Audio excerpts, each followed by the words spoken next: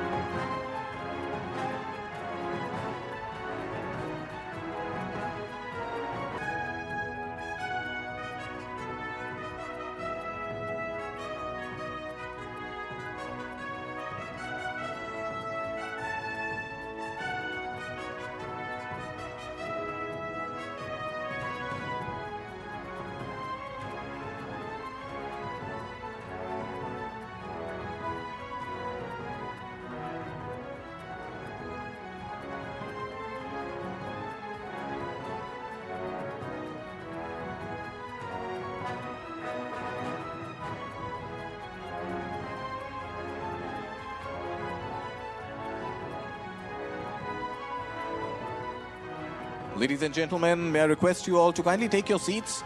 We will be beginning with the inaugural of TV9 What India Thinks Today very, very shortly. May I request you all to kindly take your seats.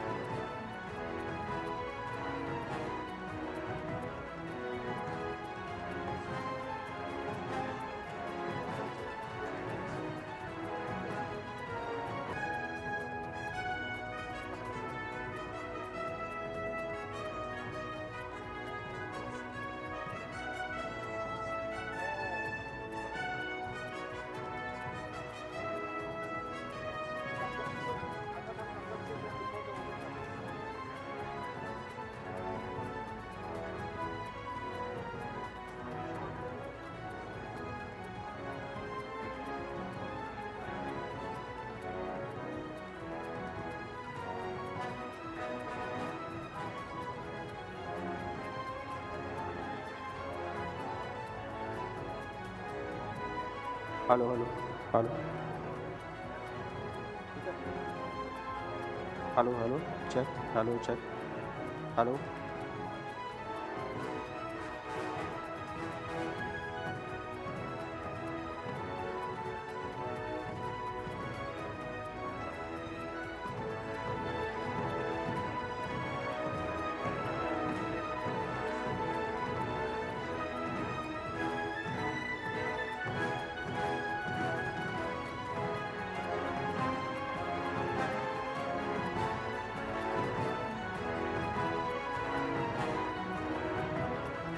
Check, check, check.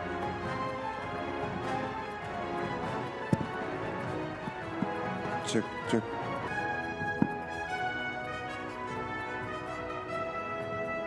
Check, check, check. Check, check.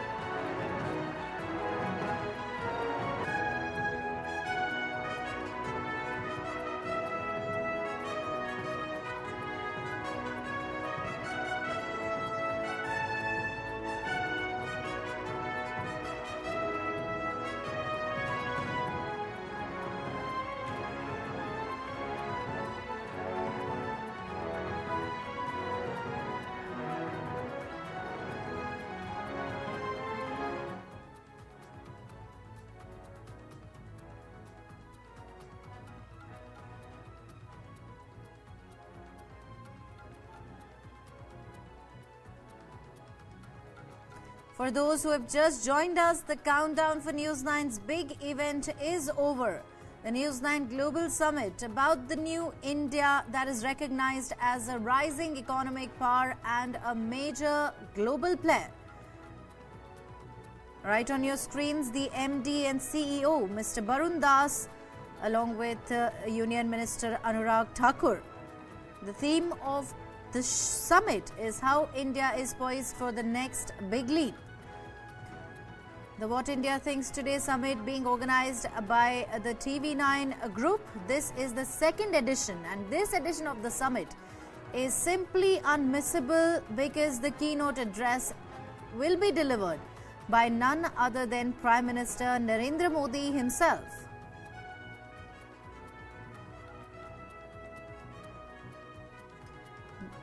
The What India Thinks Today Summit starts from today and will continue through the 26th and 27th of this month.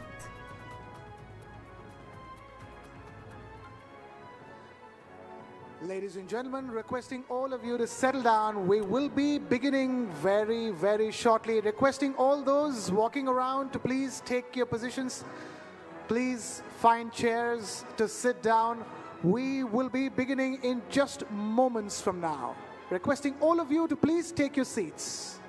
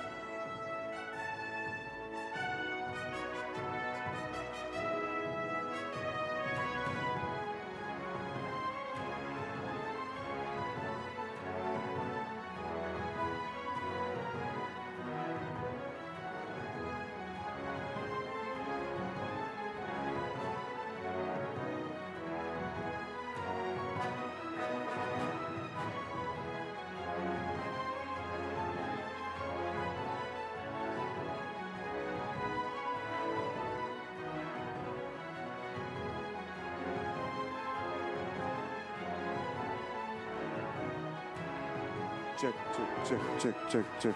ठीक है? Check.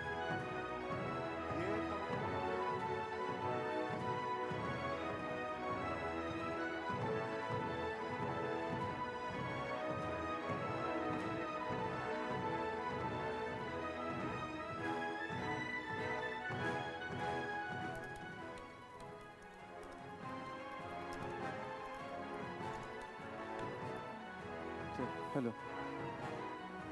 Ladies and gentlemen, just about 2 minutes or so left before we start the inaugural of TV9 What India Thinks Today. May I request you all to kindly take your seats. Unfortunately, a lot of cameras here and the view gets obstructed if people don't take their seats. So I'm humbly requesting everybody to please find chairs and sit down for clearing the camera field. Thank you so much.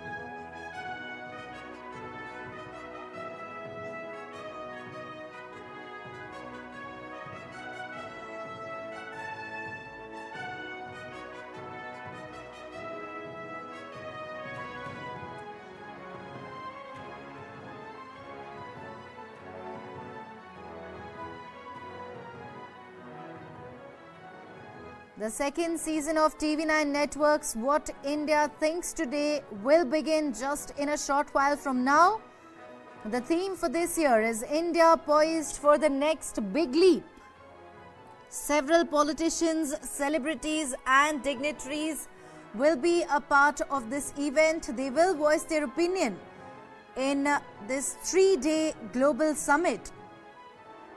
The News9 Global Summit is about the new India that is recognized as a rising economic power and a major global player. The theme of the summit is how India is poised for the next big leap, and the What India Thinks Today summit is being organized by the TV9 group, and this edition is unmissable because the keynote address will be delivered by none other than Prime Minister Narendra Modi.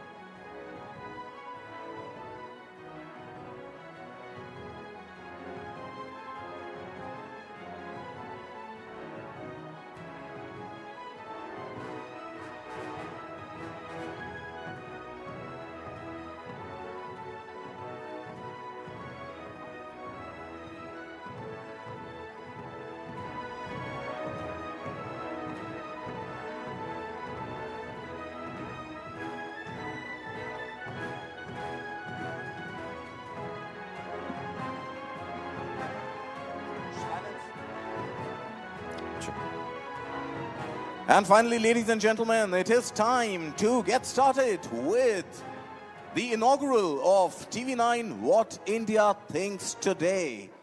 Please give it up for your hosts for this evening, TV9's Neha Khanna and Krishna Kumar.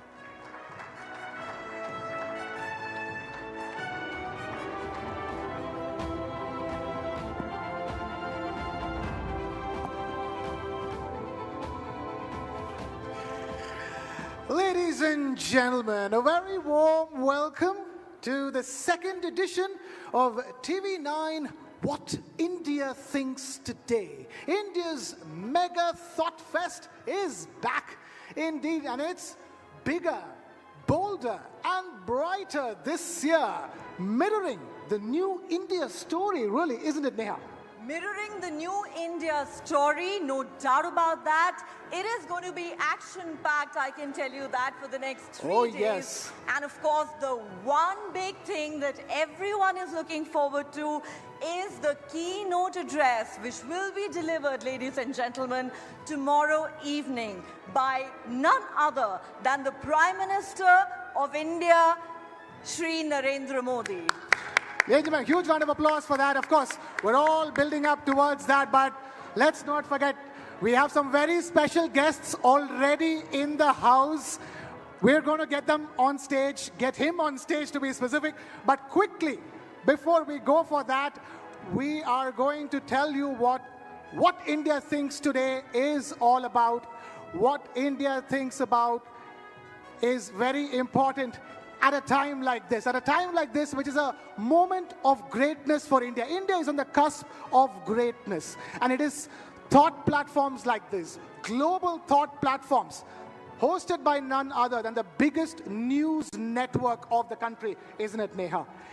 Absolutely, the second edition of TV9 What India Thinks Today Summit, the News9 Global Summit that has brought together, even in the past, the best of thought leaders from all walks of life. And ladies and gentlemen, what you're going to witness over the next 3 days is going to be truly special. We're going to have newsmakers, we're going to have thought leaders, we're going to have policy makers, and like I said, the biggest name of them all, the one man everyone wants to listen to, the Honorable Prime Minister of India, Shri Narendra Modi, will be in our midst to deliver the keynote address tomorrow evening. Right, and we have, before we get to that, we have a bunch of people that we are honoring with our Nakshatra Samman Awards tonight. And today, the inaugural of What India Thinks Today, second edition, is all about India's soft power. And right now, we are counting down to those awards. We are counting down to some very interesting sessions we have in store, beginning with a big name who is going to be part of the first session. That, ladies and gentlemen, is none other than, okay, we're going to hold on and not tell you the name of the person. Let's not give it away so early, Krishna. Yes, absolutely. We have to build it up to that. We have a very special guest already amidst us who will be taking the stage in moments from now. But through the course of the evening, we will be discussing all about India's soft power, from the vibrant tapestry of Indian movies and music to India's vibrant tapestry of sporting achievements. Bear in mind, once upon a time, India was just a cricketing nation. Not anymore, because of some very important efforts taken by some very important gentlemen who's made sure... Who is in our midst right now. Who's our midst right now, who's making sure that India wins accolades, India wins goals across sporting arenas, and India has been celebrating that as well. So we will be talking about our achievements across sporting arenas, movies, music, and all the soft power that is pushing brand India forward on a global platform, isn't it, Neha? In fact, Krishna, we are not just calling it India's soft power, we are calling it India's smart power. Yeah. Because that's really how it is now. Gone are the days when Bollywood was India's biggest global export. We have gone way beyond that. Our musicians, our artists are doing us proud. They're winning Oscars, they're winning Grammys, and ladies and gentlemen, in our midst, we have today at least two gentlemen who've won multiple Grammys for India and done us proud on so many occasions. Right. Before we get to all of that, let's begin with where we have to begin. We are a team of over 3,000 people here at the TV9 network putting together the What India Thinks Today Summit. But one man has been leading us from the front, and that is none other than our MD and CEO, Mr. Barun Das. Requesting Mr. Barun Das to come on stage, and also please put your hands together for Shri Anurag Thakur, who also joins us for our first session. Requesting both these gentlemen to please take the stage, and requesting Mr. Barun Das to first present Shri Anurag Thakur ji with a stole. Ladies and gentlemen, a huge round of applause.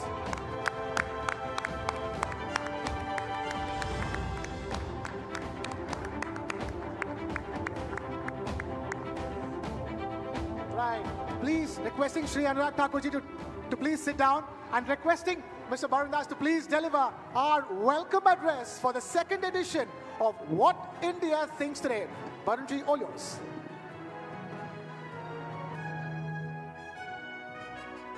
Thank you, Neha and Krishna. The Union Minister of Sports, Youth Affairs and Information and Broadcasting, Sri Anurag Thakur ji, distinguished guests, ladies and gentlemen, welcome to the inaugural. Today is the curtain raiser of the second edition of TV9 What India Thinks Today Summit.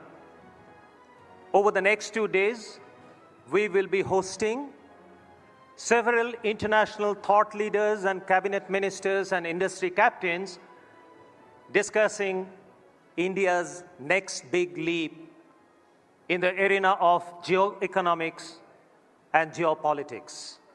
And most notably, we have the summit keynote scheduled for tomorrow evening at 8 p.m., which will be delivered by none other than the Honorable Prime Minister Shri Narendra Modi ji. But this evening we are here to celebrate the curtain raiser with a subject very close to my heart. I must mention that this evening is going to be special because apart from glamour and glitz, it will be an evening of gravitas. You must have already spotted in the hall many well-known faces from the world of sports and entertainment. They are here tonight for a purpose. They are here tonight to discuss a bold vision for India, not as an economic or military power, but as a soft power. Our deliberations this evening will focus on the idea of soft power for hard gains. So what's soft power? A phrase used extensively these days. The American political scientist Joseph Nye defines soft power as a country's ability to influence others through attraction and persuasion rather than coercion and force. As he says, seduction is always more effective than coercion. Like the American dream is sold across the world to a large extent via Hollywood. Similarly, countries like Brazil and Argentina, they have earned a name for themselves in the world through their excellence on the soccer field. That is the context of soft power this evening. India has always been known as a land of yoga, Vedas, and Ayurveda, and more recently, as home to some most spectacular cinematic storytelling in the world. The home of Bollywood, but of late also Sandalwood, Collywood, Tollywood, all hail Nattu Nattu. At the same time, our prowess as a sporting nation is on the rise. While our cricketers have been doing us proud for some decades now, there are other sports where India is making its mark in the global arena, thanks to the great ambition and tenacity of some extraordinary sports star and the vision of our Prime Minister, and of course, the able administration of our sports minister. Badminton, tennis, shooting, wrestling, boxing, athletics are some such sports. Thank you, Anurag ji. Now, as India rises in the global pecking order, earning a place for itself at the high table, there is immense opportunity for India to add to this heft through excellence in sports, movies, and music. After all, the perception of India is the sum of how the world sees us. If we as a country create more winners, like powerful cerebral content and winning champions, then we can rise faster in the world order. We can make greater hard gains, be it trade of goods or services.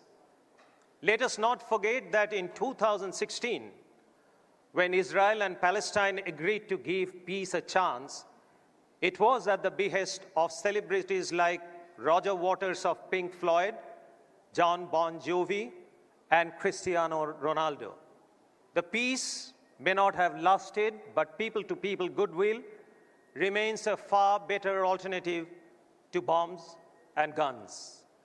This evening, over several conversations, we'll hear policymakers, celebrities, sports champions, and brand gurus develop a roadmap to further burnish brand India.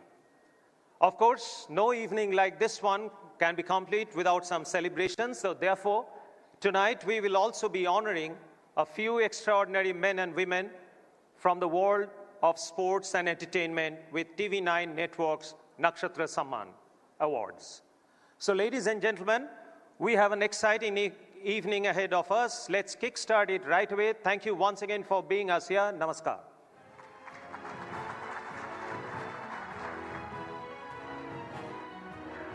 Thank you, Barun, for that. Requesting both Mr. Barun Das and Shri Anurag Thakur to please stay on stage. And before we go further, we have to talk about the sponsors for the day, isn't it, Neha? Absolutely. Let's remind all of you that TV9 What India Thinks Today is presented by Poonawalla FinCorp, co-powered by Zydus Wellness, Ultratech, Priya Gold, and Finolex Cables.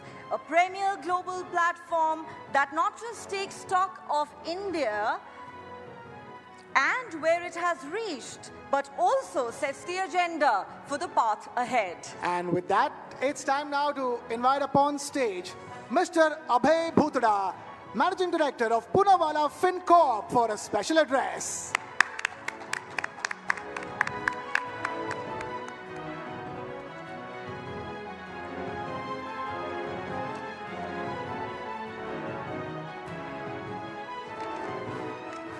Good evening, everyone.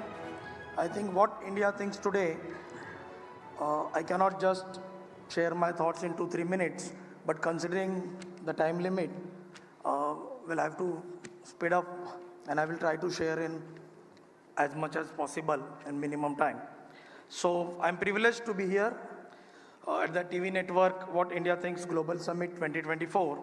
I express my gratitude to Shri Anurag Thakur ji, the Honorable Minister for Information and Broadcasting and Youth Affairs and Sports, for gracing this occasion with his esteemed presence. I also express my gratitude to Shri Barun Das ji and his entire TV9 team for organizing such a special and unique event. This is a great initiative by TV9 which brings all the visionaries, policymakers, influencers from around the globe under the one roof to have a constructive dialogue for the growth and development of our nation. Under the visionary leadership of our Honorable Prime Minister Shri Narendra Modi ji, India has undergone a profound digital transformation, creating a market for digital and tech solutions. Honorable Prime Minister's far-sighted approach has propelled India to be a global hub of innovation and technology, harnessing the power of digital solution to drive inclusive growth. India is prominently re-emerging to regain its place on global economic platform and on its way to become the third largest economy. India's digital revolution, led by path-breaking initiatives like Digital India, has transformed the nation into a digitally empowered society and knowledge economy with more human-centric approach to the development. The Atal Innovation Mission has prompted a culture of innovation and entrepreneurship, driving job creation and economic growth. With the focus on digitization, innovation, building digital infrastructure, and adoption of emerging technologies, I am confident that we will be able to achieve the vision of Vikasit Bharat by 2047. Apart from providing conducive business environment, safety and security of individuals is very important to us. No nation can progress without robust law and order.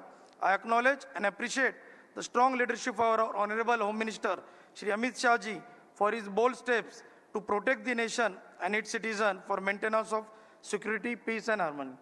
I also acknowledge Shri Anurag Thakur ji, who has been instrumental in creating awareness amongst the youth for various other sports. Under his guidance, Khelo India initiative and Target Olympic Podium scheme has revolutionized India's sports landscape and increased participation amongst the youth. These initiatives have helped in identifying deserving athletes who can win the medals in the Olympics and increase our medal tally. Digital payment ecosystem in India has also shown significant growth in recent years, driven by a combination of government initiatives, rise of e-commerce, increase in internet, smartphone usage. Key initiatives such as Pradhan Mantri Dhan Jana Yojana, UPI, BHIM have emerged as a game changer in the digital payment landscape. These initiatives have enabled seamless real-time digital transaction, paving the way for a cashless economy. Various digital initiatives of our government are positively helping every fraction of our society to aspire, grow, and fulfill their dream. Let me share with you, I also come from a place like Latur. I have witnessed the digitization, how demolished the barriers and given the wings to every small town citizen like me to grow and contribute towards the nation building. To me, this is a real testament of Sankalp Se Siddhi, and millions of Indians like me feel confident than ever that we as a nation has all the potential to become the Vishwaguru. At Punala FinCorp, we believe in having complete transparency in our dealing as we understand and value the trust of the customers upon us. Through deep investment in technology and innovation at the core, we strive to create endless possibilities each time and partner in the growth journey of our customer. Trust, integrity, transparency, and excellence are at the core of our institution. Our long-term corporate goals focus on enhancing shareholder value and safeguarding stakeholders' interest.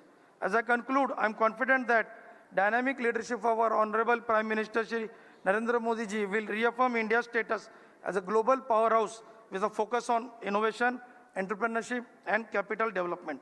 Once again, I thank you, TV9 team, for conceptualizing this event and allowing me to share my thoughts. Jai Hind, Jai Bharat.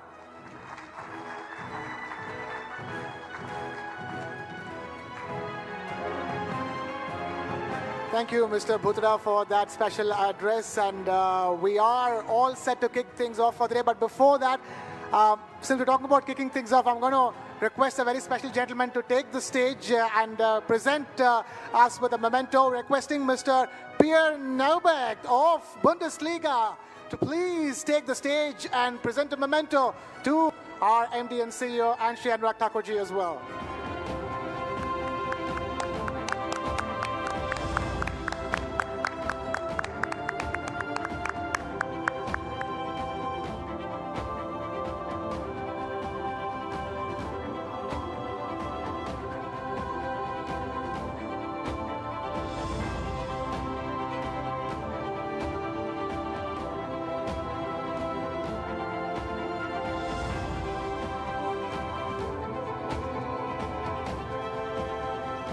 Thanks very much for that.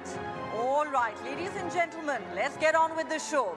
Now, today is all about India's surging soft power, India's growing global clout, powered by everything from its vibrant tapestry of movies and music to its phenomenal sporting achievements. That's right, and that's why the inaugural is called Soft Power, Hard Gains. And with that, we are officially all set after Bundesliga as well to kick things off on the inaugural, isn't it, Neha? Haha, nice wordplay there, Krishna, with terminology from the world of sports. Because our first session, ladies and gentlemen, is titled Gearing Up for Sports Ascendancy. Even as the Indian cricket team dominates the world of cricket, India has long gone from being a one-sport nation. Today, India is a force to reckon with in a range of sporting arenas. And one man is playing a crucial role in that evolution. Take a look.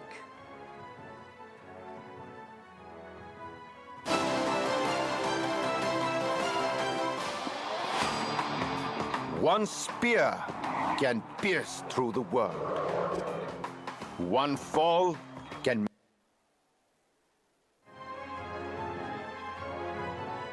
It's dreams of a billion.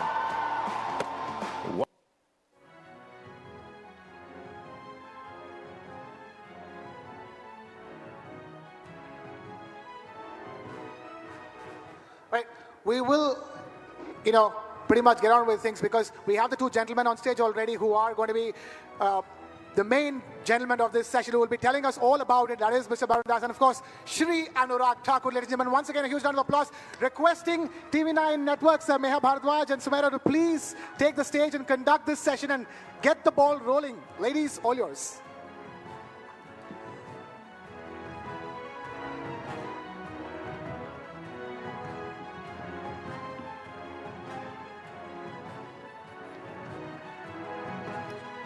Good evening, ladies and gentlemen.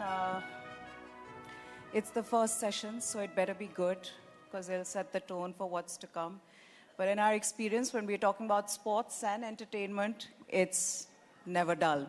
So we're gearing up for sports ascendancy, and who better than Shri Anurag Thakur, somebody who understands sports, somebody who is, who's played cricket himself, and also now somebody who is the sports minister of the country. I also have our MD and CEO, somebody who understands the business of sports, Mr. Bharatvarsh here. So without further ado, let me get straight into this conversation. There's Pulela Gopichand here as well. At some point, we are going to involve him in this discussion as well. But let's start with Mr. Thakur. Sir, the buzzword today is soft power.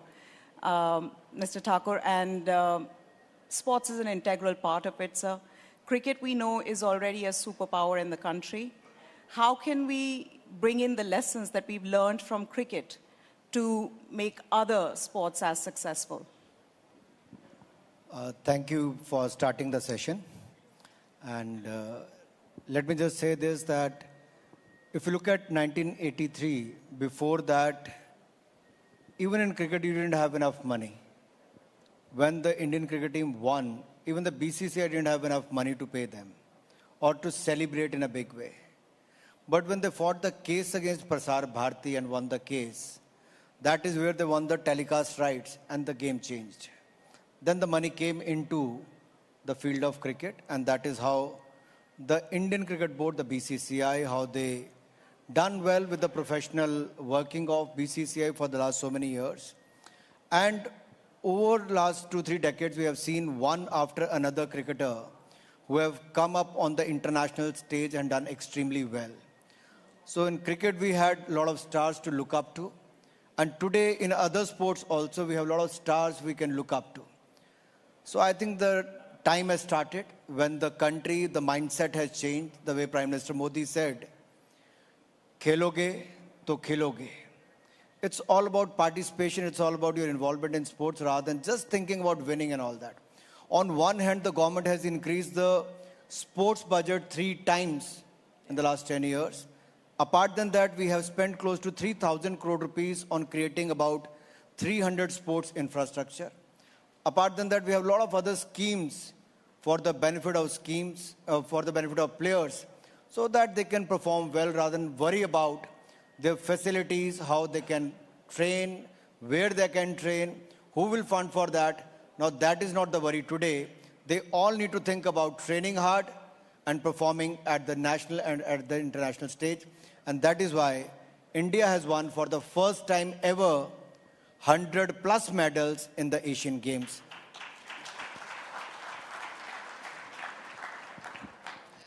Anurag ji, क्योंकि soft power की बात हो रही है और वो buzzword है आज का, तो इसी से जुड़ा एक और सवाल ये कि हमारी भारत की जो इस समय दुनिया में जो स्थान है, जो जगह है और जहां हम पहुंच रहे हैं, जहां हम पहुंचने का लक्ष्य रखते हैं, सॉफ्ट पावर से हार्ड गेन्स संभव है? मुझे लगता है गेन के बारे में क्यों सोचते हो? मैंने एक शब्द अपने पिछले उत्तर में कहा, खेलोगे तो खेलोगे। आपको तो अपना कर्तव्य निभाना है, कर्म करने, बाकी फल की चिंता नहीं करनी है। और आज का भारत अपने कर्म कर रहा है, फल अपने आप मिल रहे हैं। कहाँ 10वीं लड़खड़ाती चरमराती अर्थव्यवस्था थी, आज दुनिया की 5वीं सबसे बड़ी अर्थव्यवस्था हम बनकर खड़े हो गए हैं। और जब मोदी जी तीसरी बार आएंगे तो will become the 3rd largest economy in the world. So हमें अपने एफर्ट्स में कोई कमी नहीं करनी चाहिए। इसलिए मैं कई बार खिलाड़ियों से भी कहता हूं कि आपको अपना जो पार्ट है वो प्ले करना है, मुझे अपना करना है। एक समय था जब खिलाड़ी को लगता था कि परिवार में अगर कोई रिक्शा चलाने वाला है, मान लो पिता कोई चाय बेचने वाला है, कोई सब्जी बेचने वाला है, तो उसका बच्चा यहाँ तक कैसे पहुँचेगा। आज मैं आप सबकी जानकारी के लिए बताना चाहता हूँ, आज खेलो इंडिया अभियान के बाद, टॉप स्कीम के बाद, टारगेट ओलंपिक पोडियम स्कीम में बोर्डिंग, लॉजिंग, ट्रेनिंग सारा खर्चा भारत सरकार वहन करती है। और जो एलीट एथलीट है उसको 6 लाख रुपया साल का जेब खर्च अलग से देती है खेलने के लिए, ट्रेनिंग करने के लिए। और इसी तरह से जो डेवलपमेंट एथलीट है उसको 3 लाख जेब खर्च अलग से देती है। और बाकी सारा बोर्डिंग, लॉजिंग, ट्रेनिंग देश और विदेश का सारा खर्चा भारत सरकार करती है। फिर आता है खेलो इंडिया एक्रेडिटेड एकेडमी। मान लीजिए पुलेला गोपीचंद की एकेडमी चलती है, वहाँ पे किसी खिलाड़ी को जाके सिलेक्शन होकर ट्रायल दिया, खेले, तो उनको 5 लाख रुपया बोर्डिंग, लॉजिंग, ट्रेनिंग के लिए और 1,20,000 रुपया जेब खर्च के लिए अलग से मिलता है। ऐसे 3,000 खिलाड़ियों को प्राइवेट एकेडमीज में भारत सरकार फंड कर रही है ताकि पूर्व खिलाड़ी उनको अच्छी ट्रेनिंग दे सकें और भारत के लिए खेल सकें। लगभग 23 नेशनल सेंटर ऑफ एक्सीलेंस बना दिए हैं, 69 साइट ट्रेनिंग सेंटर हैं। और आज़ादी के जब हम 75 वर्ष मना रहे थे साल पहले, तो मैंने कहा था 750 हम खेलो इंडिया सेंटर बनाएंगे। आज मैं इस मंच पे कह रहा हूँ 750 नहीं, 750 नहीं, 1075 1075 हमने पूरे कर दिए। So that is the speed, size and scale at which we are working today. अभी बहुत आगे जाना है। राज्य की सरकारें भी अगर, क्योंकि स्पोर्ट्स इज स्टेट सब्जेक्ट, अगर राज्य की सरकारें थोड़ी मदद करेंगी, थोड़ा और अच्छा करेंगी, तो भारत जैसे देश में 36 स्टेट्स और यूनियन टेरिटरीज में से अगर 20 भी अच्छा कर लें, तो मैं कह सकता हूं जो लक्ष्य मैंने 2036 के लिए रखा है कि इंडिया दुनिया की पहली 10 मेडल विनिंग कंट्रीज में से एक हो और 2047 तक हम दुनिया के पहले 5 देशों में हो जो मेडल जीतने वालों में हैं। Now, we'll talk about that bid for Olympics for 2036, sir, but let's also get Barun to talk to us about soft power. You had that in your keynote address, sir. I want to ask you, what is the role that media can play in building a brand for India when it comes to that being used as soft power? Thank you, Meha. I think fundamentally media exists without any specific objective. Media is supposed to be a social catalyst. I mean, if you talk about news media. So we reflect the society and we act as a social catalyst. But as part of the largest news network of a country, what I see is that as far as sports and entertainment is concerned, it's an exciting time for India, like in many other spheres. First of all, I think the winner is first born in the mind, and then you have to have an intent to win, which is what I think the Prime Minister's leadership and Anurag's guidance had happened and instituted in India, where Indians want to win, which is what, as a media custodian, as a largest news network, we should try and reflect. There are excellences which we are saying. Obviously, what keeps coming to my mind is Gopi, who's sitting here, good friend. He's shown that he was possibly the second All England champion after about 29 years or so. He won it all by himself. But then he decided that he'll create many champions. So he set up that academy. And then, as Anurag ji said, that the nation is supporting the administration and the government is supporting that. So this acts as a very, I think it's a self-fueling positive spiral which will only grow from now. See, as far as the media is concerned, let me add something to that. When I used to play cricket, rather than the money or the cash prize, it is the next day news in the newspapers, which is to encourage like sports person like us, कि अच्छा अखबार में नाम छप गया, अब देश में हमें लोग जानते हैं. तो मीडिया एक बहुत बड़ा रोल अदा कर सकता है, वो पैसों से बहुत बड़ा है, आपको पहचान दिलाने का. Right. I will just, absolutely. This is a very good point that unless and until we bring that to limelight, we celebrate those successes, the successes will remain confined to some corners here and there. So that definitely is a role that media has to play. Anurag ji, और अभी क्योंकि आपने कहा कि जब आप cricket खेलते थे, तो ये एक सवाल ज़रूर सबके मन में आता है कि क्रिकेट भी आपका पैशन है, पॉलिटिक्स भी आपका पैशन है, तो एक पैशन को छोड़कर दूसरे पैशन को चुना है या वो साथ साथ कैसे, मतलब क्रिकेट को छोड़ा कैसे, राजनीति की तरफ ज़्यादा पैशनेट कैसे हो गए? देखिए, छोड़ना कोई नहीं चाहता.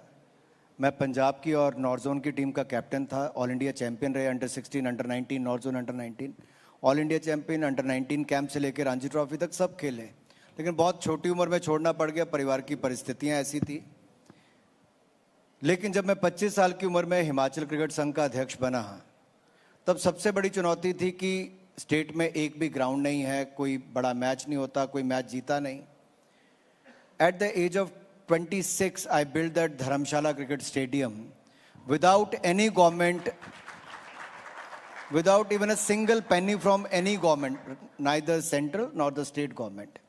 तो एक जुनून था कुछ करने का, वापस गेम को देने का. और जब वहाँ अच्छा किया तो उसमें राजनीति आ गई, राजनीति लोग आ गए, और मैं जो राजनीति से 100 कदम दूर था, मेरे लिए भी राजनीति के द्वार खुल गए. आज मैं आपके सामने चौथी बार का लोकसभा MP बैठा हूँ. वो स्टेडियम नहीं बनाया होता तो शायद यहाँ नहीं होता. तो ईश्वर ने आपके लिए कहाँ लेके जाना, उसके रास्ते बना के रखे हैं. आपको केवल अपना कर्म करना है. मैंने पहले भी कहा, मैं क्रिकेट खेलना चाहता था, मेरे पिता मुझे फौजी बनाना चाहते थे, वो खुद प्रोफेसर थे, मेरे दादा परदादा फौजी थे. मैं तीसरी बार सांसद बना, तब जाके मैंने 2016 में टेरिटोरियल आर्मी में मैं लेफ्टिनेंट बना.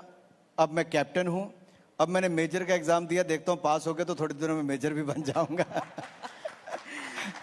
तो आप कहाँ जा सकते हो कोई पता नहीं चलता. तो जहाँ पे भी आप हो, वो आप काम अच्छे करते रहें. Sir, Paris Olympics is 5 months away. This is a headline question now. What are you expecting from our Indian athletes? Are we going to better Tokyo? If you look at Tokyo Olympics, we were facing the COVID-19 pandemic at that time. It was very hard to train the players locally or maybe overseas. But we provided them all kind of help. Look at Mirabai Chanu. She got injured in India. Yeah. Within 24 hours, she was given the US visa. We sent her coach and physio with her. After that, the visa was stopped and the entry was banned into US also. So she trained in US for 6 months. Many of our athletes were training overseas in Europe. She flew directly from US to Japan in Tokyo. And the first medal won for India at Tokyo Olympic was by Mirabai Chanu. Yeah. So that is how the government of India helped her with funding her recovery and everything, and she won us the medal. So मैं यही कहता हूँ कि तब आपने सोचा नहीं था, लेकिन हमने आज तक के सबसे ज़्यादा मेडल टोक्यो ओलंपिक्स में जीते. उसके बाद कॉमनवेल्थ गेम में हमने 61 मेडल जीते. उससे पहले पैरालंपिक्स में 19 मेडल जीते, डेफ ओलंपिक्स में 28 मेडल जीते. और जब हम एशियन गेम्स में जाने लगे, तब मैंने कहा था इस बार 100 पार. तो सबको लगा नेता है, नेता जैसा भाषण दे दिया, इस बार 100 पार होगा नहीं होगा. बट मुझे विश्वास था मेरे खिलाड़ियों पर, जो हमने सुविधाएं दी थी. और इस बार भारत ने 107 मेडल जीते हैं एशियन गेम्स में. और जब पैरा एशियन गेम्स में हमारी टीम गई, तब मैंने कहा एबल एथलीट्स का रिकॉर्ड तोड़ोगे, can you break the able athletes record? They said of course yes. और उनका कॉन्फिडेंस लेवल देखने वाला था। और हमारे पैरा एथलीट्स ने पैरा एशियन गेम्स में 111 मेडल जीतने का काम किया है। तो मुझे तो विश्वास है, मैं आपके दर्शकों से पूछ लेता हूं, आपको विश्वास है पेरिस ओलंपिक में टोक्यो ओलंपिक से बेहतर जीतेंगे awards? I will take the liberty, क्योंकि अनुराग जी मौजूद हैं और अनुराग जी ने कहा कि उन्होंने 100 पार का स्लोगन दे दिया था, तो क्योंकि आप यहाँ हैं तो राजनीति से भी जुड़े दो एक सवाल ज़रूर पूछ लूँ मैं आपसे। 400 पार का नारा भी दे दिया है अब की बार, लेकिन वो जो सामने गठबंधन है, वो जो लग रहा था कि इकट्ठा नहीं हो रहा है, अब इकट्ठा होता हुआ दिखाई दे रहा है। गठबंधन दिल्ली में भी हो गया है, आम आदमी पार्टी और कांग्रेस के बीच में गठबंधन, बाकी गुजरात में हो गया है, हरियाणा में हो गया है, ऐसे ही इकट्ठा होते जा रहे हैं। लग रहा है पश्चिम बंगाल में भी शायद कुछ बात बन जाएगी। तो ये इकट्ठा होने में कुछ फर्क पड़ेगा वो 400 पार के नारे पर? 0 + 0 कितना होता है?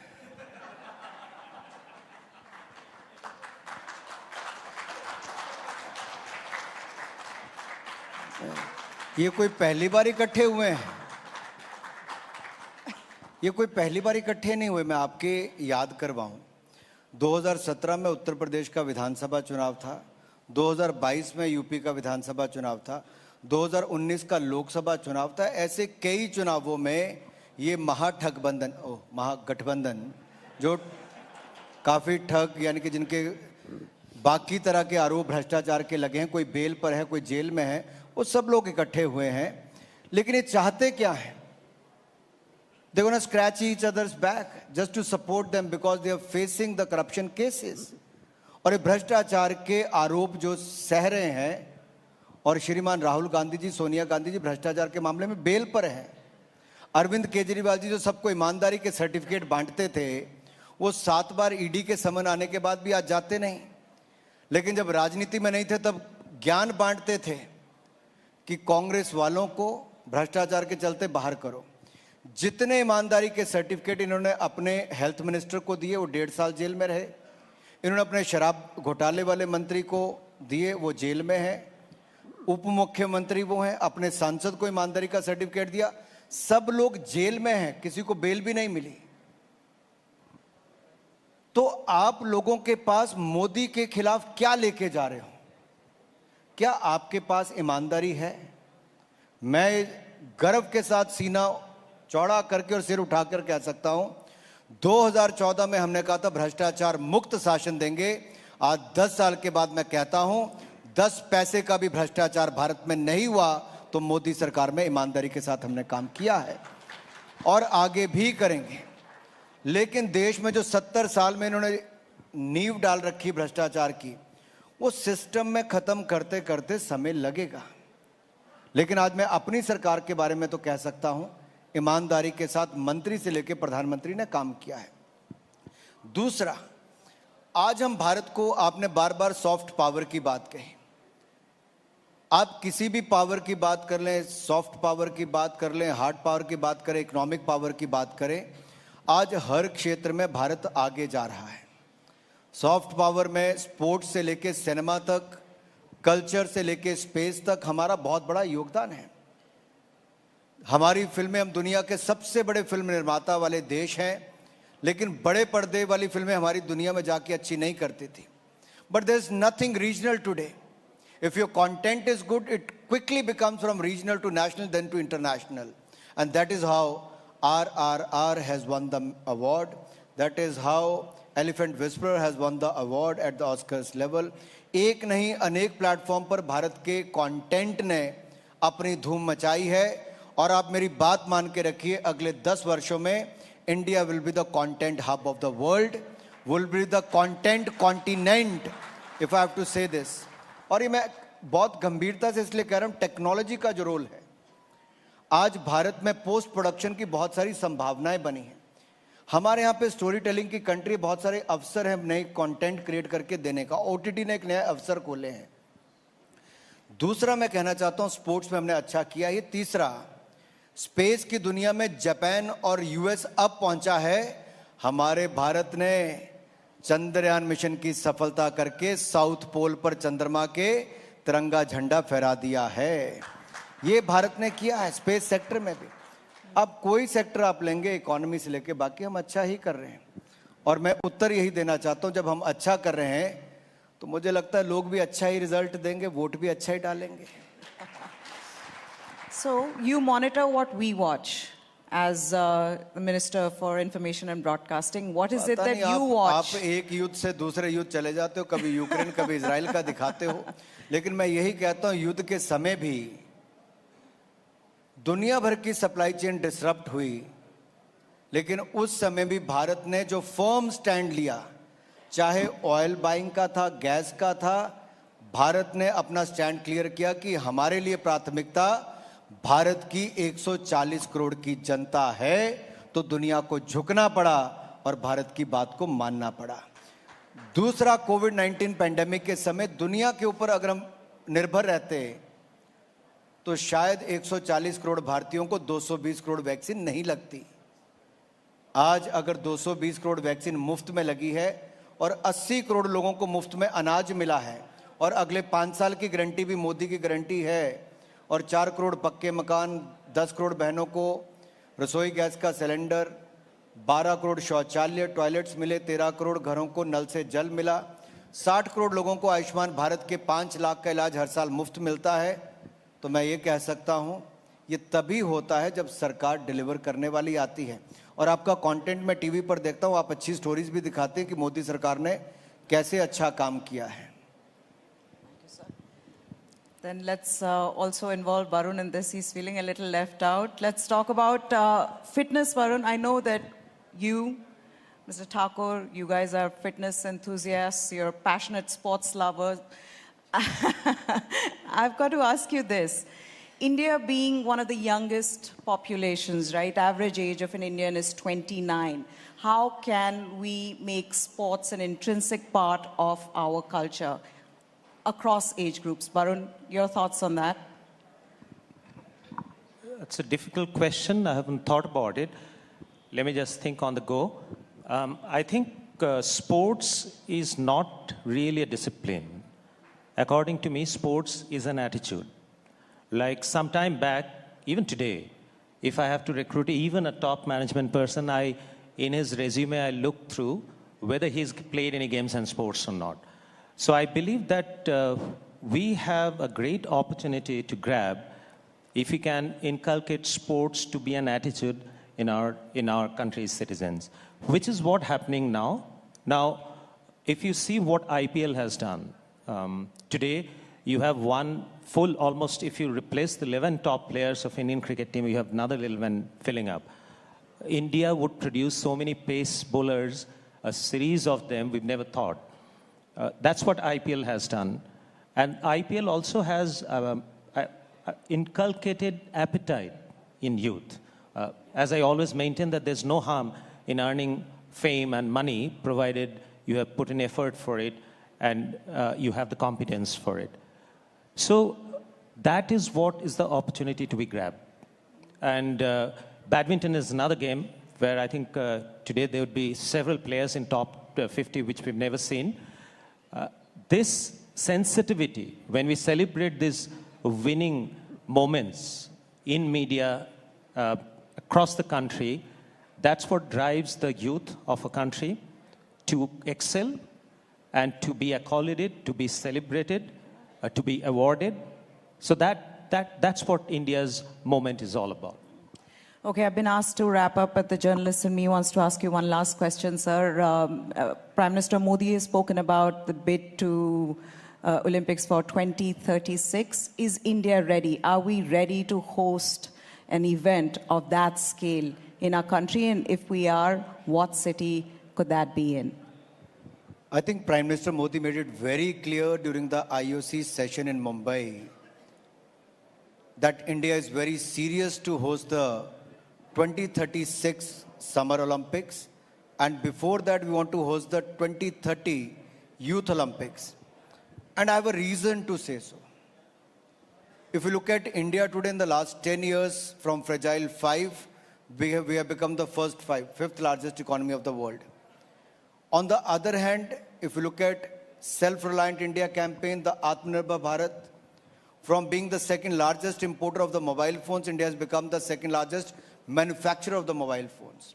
From 85% of the toys being imported from overseas, now India has 90% of the toys production made in India and exporting to the world. From being the largest importer of the defense equipment, India has 1 lakh crore defense production last year, and which had 16,000 crore rupees export as well. So if you look at sector to sector, India is doing extremely well. Economy-wise, we are the 5th largest. In the next 5 years, we're going to be the 3rd largest. By 2036, Indian economy will be much larger. On the other hand, in India, if you look at the capex, the investment on the capital expenditure, it has gone up. Last year, it was 10 lakh crore rupees. This year, it is 111 crore rupees. That means 11 lakh crore plus will be spent to create infra. On the other hand, the cities are growing, the infrastructure is growing. From 74 airports, we are 150 airports today. The sports infra is also becoming better and better with each passing day. We have the 1.4 billion population, out of which 65% is below the age of 35 years. That clearly shows 1/6 of the humanity, the 1/6 of the total population of the world lives in India. So what could be a bigger market? We have 1 billion mobile phones, smartphones. We have 1 billion internet connections. We have the largest population to see the Olympic sport last time.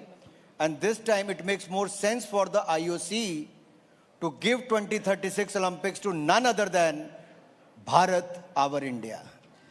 So that will be a very serious bid. Okay, we are being asked that this is a wrap from us for now. Thank you so much, Mr. Minister, for joining us. Thank you, Barun, for joining us.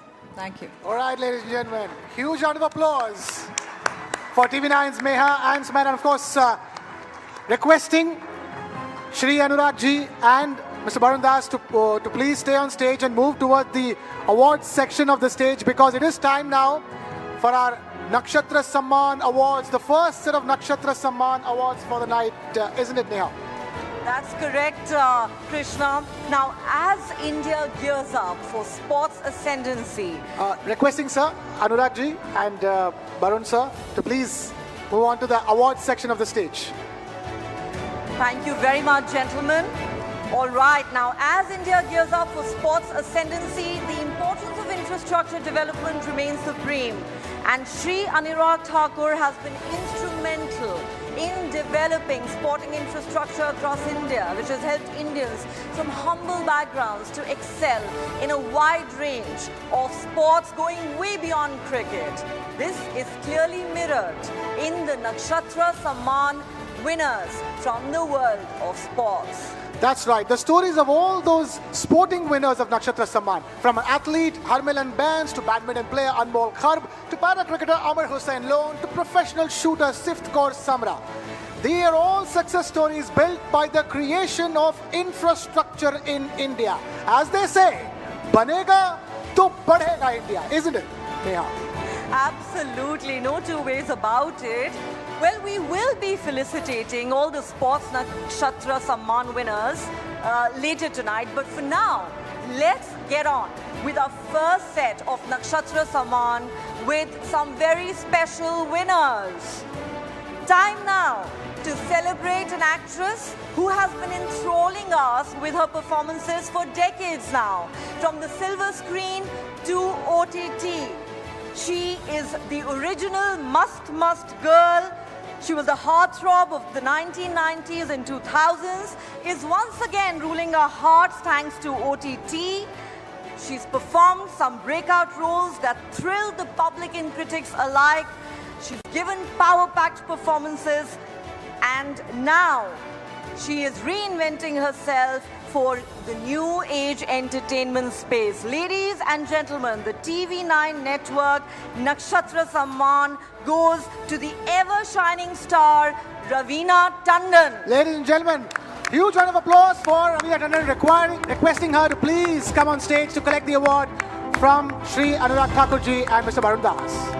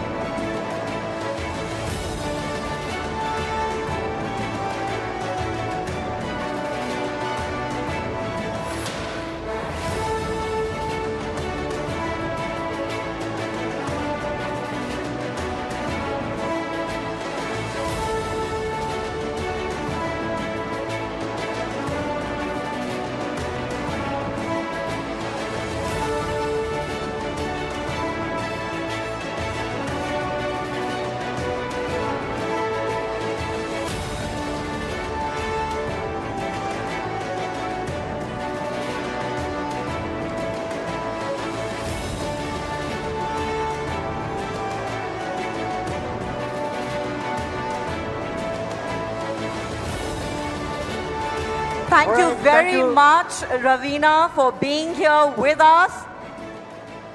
All right, if we can ask her a quick question.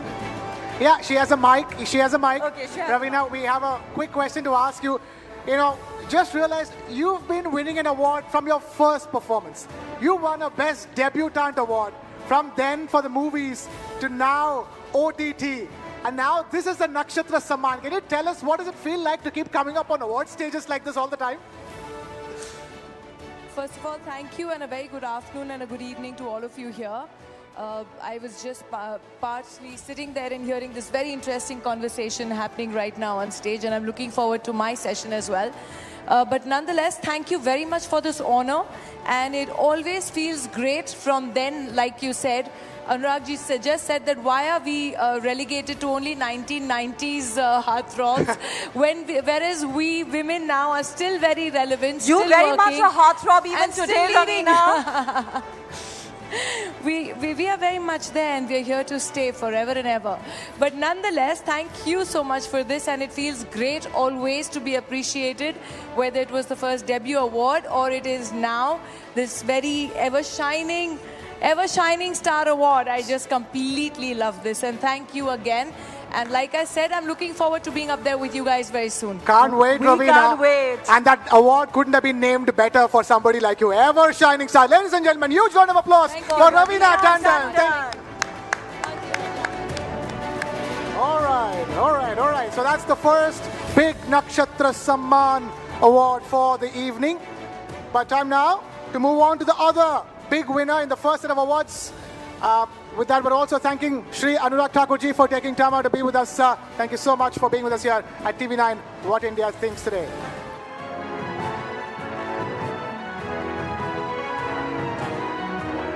Right, thanks very much once again to Ravina Tandon, to Barun Das and to Shri Anurag Thakur for being here in our midst. Of course, everyone's looking forward to Ravina's session.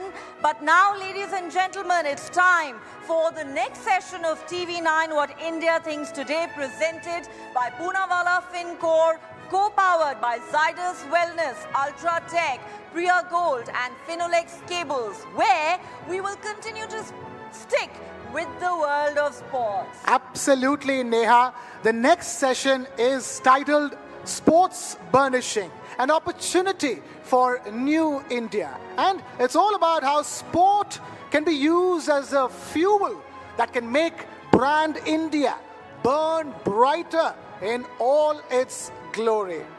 And we have a very special panel of guests lined up for this session, ladies and gentlemen. Please put your hands together for Pulela Gopichand, former All-England champion and national badminton coach.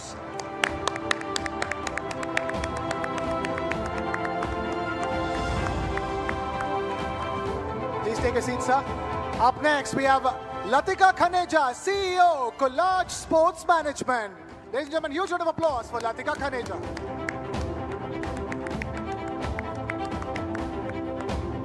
All right, next up, we have with us Pierre Norbert, CCO, Bundesliga. Ladies and gentlemen, huge round of applause for Pierre Norbert. Guten Tag, Pierre. Please take the stage. And finally, we have Markus Kreischmeyer, former CEO, FK Austria Vienna, requesting him to please take the stage. Thank you so much to all of you for being here with us. And this session is going to be moderated by business strategist and marketing veteran, Mr. Lloyd Matthias, and TV9 Networks, Shweta Kothari. If we could request both of them to take the floor, please.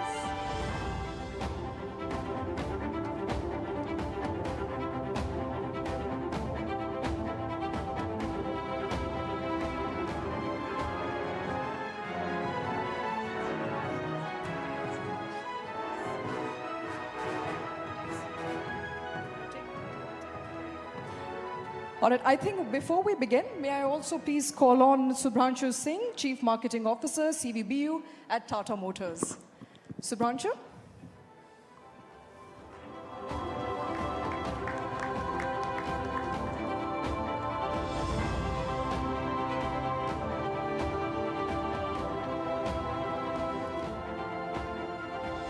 Thank you very much. Ladies and gentlemen, absolute pleasure to be here. But before I kick off on what is in the session, I am a storyteller. I'm a journalist. So I'm going to begin with a story. There's a boy I know about 300 kilometers from here who wanted to be a footballer.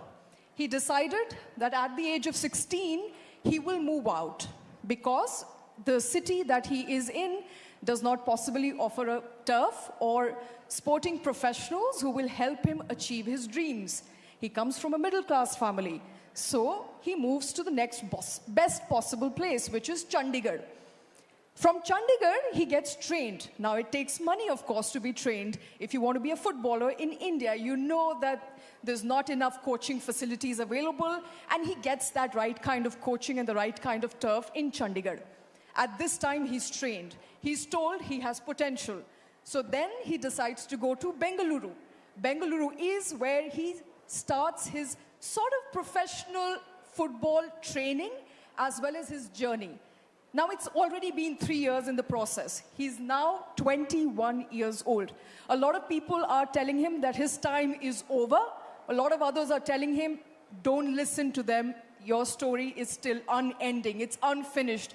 It's not written off just as yet. Now, this is a story of a typical new India, where parents are not scared to send their children away because they believe sports has a future. At the same time, this is also a story of an audacious young person who is willing to put off his studies because he understands that his home city does not offer him that kind of facility and move out of his comfort zone to different cities at a very young, tender age of 16 years old.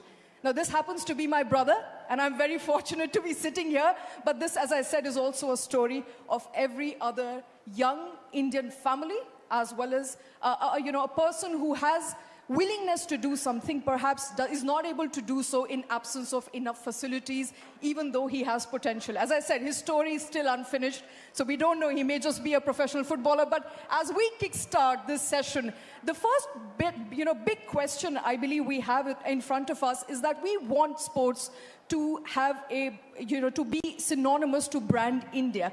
I want to come to you, Lloyd, and since you're my co-panelist, and I think maybe you can take it off to other panelists here, how close are we to achieving that dream of India going beyond cricket and also building an image of a sporting nation? Hey, thank you, Shweta. And I think we've got a great set of panel who should be answering this. But if I could just say one thing, I think the last decade truly has seen Indian sport come of age. As many people would say, for a long time we were a one-trick pony, right? Cricket was Indian sport. I think clearly what we've seen in the last decade is the coming of age of many other sports. Of course, athletics with Neerav Chopra was a big turning point, but across chess, across badminton, across the whole range of sports, I think today India has become a major force. And I think that has been one significant achievement. And clearly just given the size of the growing Indian economy, I think you could say we were punching below our weight. I think that's slowly correcting itself. And I hope through the course of this session, we'll actually be able to probe deeper into this aspect. I think no better than Pullela to answer that question. Pullela, do you still think we are punching below our weight? Do you think we are getting there just as yet? We heard Sports Minister just before the session, and he talked about how India has had a pivotal journey in sports in the last decade, and I believe a lot of you agree that there have been significant changes. Would you agree with that? Well, I think the last 10 years have been phenomenal in Indian sport. I think the way the growth has been is enormous. The inspiration has been fantastic. No time before has the Prime Minister of the country spoken about sports so much. No time before has a prime news channel kicked off with sport as one of its major events. So I think we are looking at sport as a primary news making, as a primary decision making, people taking up sport. And I think I'll get back to your brother's story in that one bit, because what has happened is this huge inspiration, and also what the sports minister spoke about, Khelo India and all of that, has made kids in the country aspire, parents in the country think that this dream is possible. and they have taken up sport very, very rigorously. What is also happening is that kids, players are taking up sport, leaving education. Your brother left it at 16, so he at least has some leeway. But for some, it's happening at 9. And that is a big case of concern, wherein we have, because at the end of the day, sport has only a very thin margin of people. We have people speaking about how, and I don't know if I can articulate it very well, but we are talking about how there are 6,000 kids across various sports who are giving 6 lakhs a month and 3 lakhs a month and stuff. But in reality, what happens to the 5,600 people who don't make it?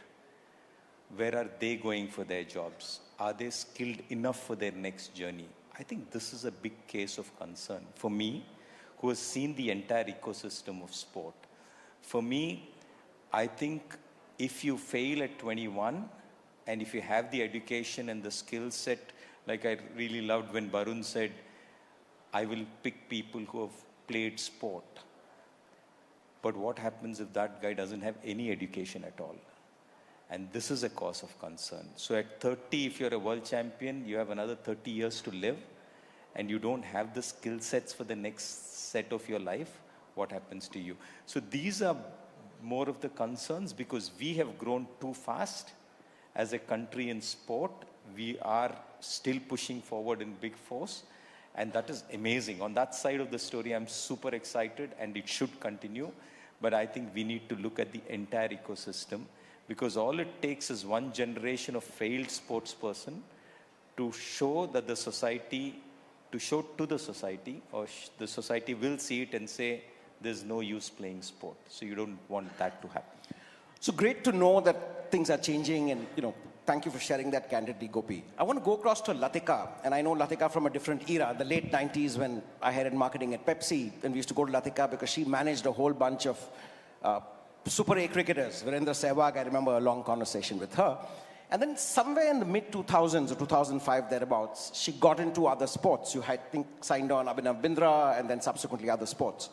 So Latika, is it really changing when it comes to support to other sports? Or are we still predominantly a one-sport nation?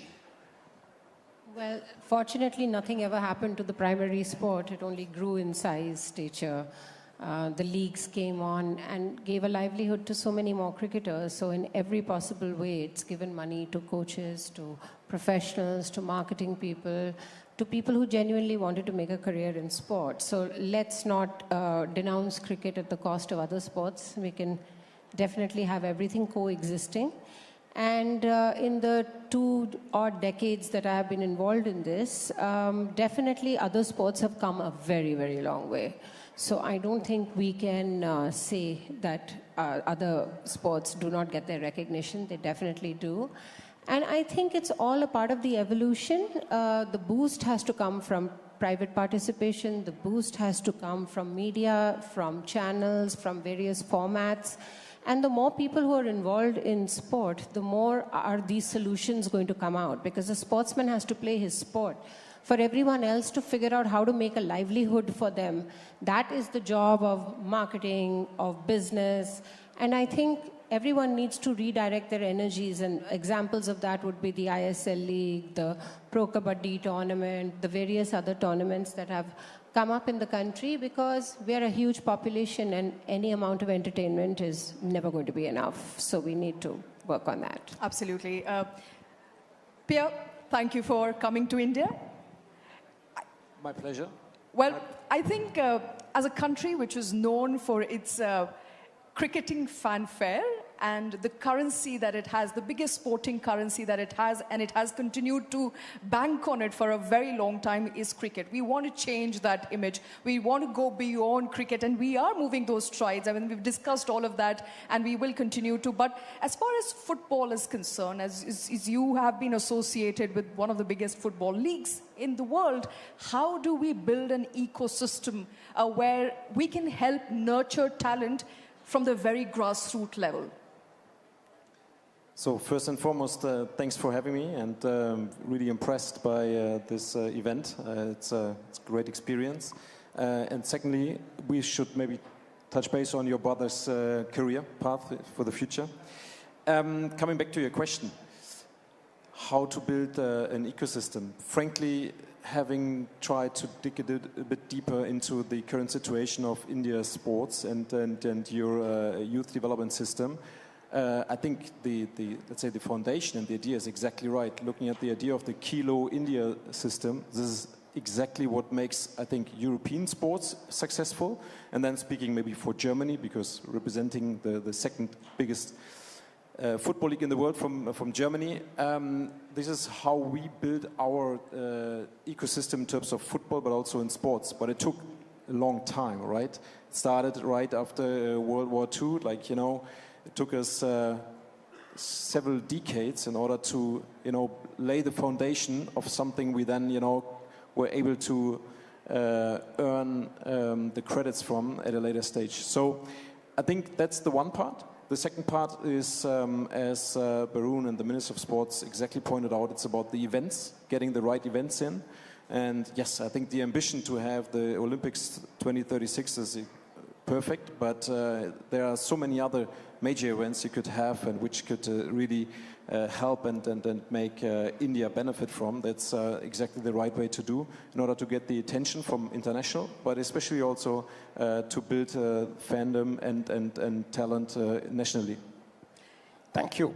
Do you know, sorry, Lloyd, as far as fandom is concerned, with a show of hands, how many of you watch football? Religiously watch football? All right, I think those are half the hands down, but a lot of people are football lovers in the country. Even then, for some matter, and I spoke to my, sports editor right before I got on this panel, because sporting is a self-admission, not something that I've done for a very long time. So she said that despite repeated efforts, for some reason, it just does not make enough money. So, there is the value proposition, there's the economic sense to it, which happens to be missing. And we were discussing this before, we came on the panel, that it's a classic chicken and egg situation to me. What do you do first? You pump in money, but then you also need enough reception, you also need enough revenues. But when the revenues only will come in when people are actually interested in watching. How do you break away from that conundrum? I think never an easy situation, and a great question that, Shweta. I think the challenge is that today, with an increasing activist economy where shareholders want good returns, I think business leaders are tasked with ensuring they put their money where they get the best returns so that their companies prosper and shareholders get returns. Having said which, I think one big change that has happened is the government of India mandates that every company spends 2% of its post-tax profits on corporate social responsibility. I think where corporate India or India Inc. needs to look is virtually none of that gets into sport. Sport is considered too much of a, shall we say, a nice to do or a luxury. A lot of it goes into important issues like education and health. But I think the enablement of 2% of post-tax profits of a company for sports, I think is a great step in that direction. I think for that, the government needs to be applauded. Absolutely. Sorry. Maybe I would like just to add, looking at the stats we are working with, we see that almost 25% of the Indian population is interested in football, of which more than 40% are between 16 and 34, which means that, I don't know if everybody is within that target or age group, but it seems like that football is, heavily growing in the younger target groups, which is great for us. We see our ratings on Sony more or less doubling each year. So you could sense an increasing demand for football, obviously in a very cricket-dominated market. Absolutely. We have a very diverse group here, but I want to come to you, Marcus. I understand you are actively engaging with India to facilitate, people, young people especially, who want training in football to have a free flow from one country to another where they can get the right sort of training and then come back and perform in India. Talk to us a little bit about what you're doing with the government and with Indian institutions. Yeah, thank you for the invitation. Great to be here. It's my first time in India and I'm really impressed. Yeah, we started in last June with one of my companies. I was for nearly 24 years CEO of an Austrian football club. We played also international. But then I started my own business and we said, okay, how can we support also other countries in this kind of soccer? And together with a friend from Switzerland and Germany, we founded a company, and we have as a project 3 issues, because the one you said, and I guess this is the key for the Indian population, is the young population, young people working on sports, training in sports in school. And what we want to provide is that regularly, not only one time, Indian kids who are selected here, who are trained here, can come for, let's say, 2 weeks to Austria, to Germany, to Switzerland, have training there, play there against youth academies, with the support like German Bundesliga, but also we talk to Austrian Bundesliga, to Swiss League, to give them a goal. And the second thing is also coach the coaches, bringing also coaches there, giving them the possibility to support. And don't forget, sports is a business, sports is an industry, so we also created programs, for example, for young doctors, for young lawyers from India who wants to work in sports. And I guess the know-how we have, especially in this region, Germany, Austria, Switzerland, within the last years with hosting the FIFA and UEFA, for example, in Switzerland, is a big possibility for young Indians, for young management people also to come there. Not only the children who want to play soccer, but also young students to come to Europe and also in the other direction. Very important. Thank you, Marcus. I want to come to my friend Subhranshu, and he's CMO at Tata Motors. And the Tatas, as we all know, have always been invested in sport, even long before CSR and such things came in. I remember back in the 80s, the Tata Football Academy bought in Pele's Cosmos, and this was another era. But the Tatas have consciously worked closely with sports, and not just at the macro levels. But as a marketer and a business person, Subhranshu, do you think corporate India does enough for sport? Not just in a manner of the kind of returns they get, but also in terms of what needs to be done to build sports, the whole sports ecosystem in the country? Well, purely as a marketer, I can say that the short answer is yes. Because today the media ecosystem all put together in terms of monetary value is growing at about 15 to 16%, whereas the economy has grown by 7 to 8%. So you have the answer, it's a double the clock rate. But we must realize, you mentioned CSR and other efforts to promote sports, including the trebling of the budget from the government side. But as a marketer, I'm looking to reach them, audiences, premium advertising audiences. So there are 3 large trends which have shaped the sports ecosystem. One is India is getting more affluent. Even at 7%, we double the GDP every 10 years. Naturally, it leads to leisure, it leads to recreation, it leads to India pride, which is a very important thing. The second thing that's happened is digital and television have merged in many ways. Social networking became social media at the same time that television started getting more and more aggressively about premier events. So from a business standpoint, why we are interested in sports is to reach the right audiences, give them what is really pure play reality TV. There is an event happening, there is an undecided conclusion to it. There is a large fan audience, there are committed eyeballs. And that's very precious and advertising which you don't miss. But with the emergence of digital going into live broadcasting and sport, they're actually moving away from digital because it's not about cheaper click streams, it's not about take action now, it's about creating something that has cultural cachet, something that has uniqueness, finesse and elevation.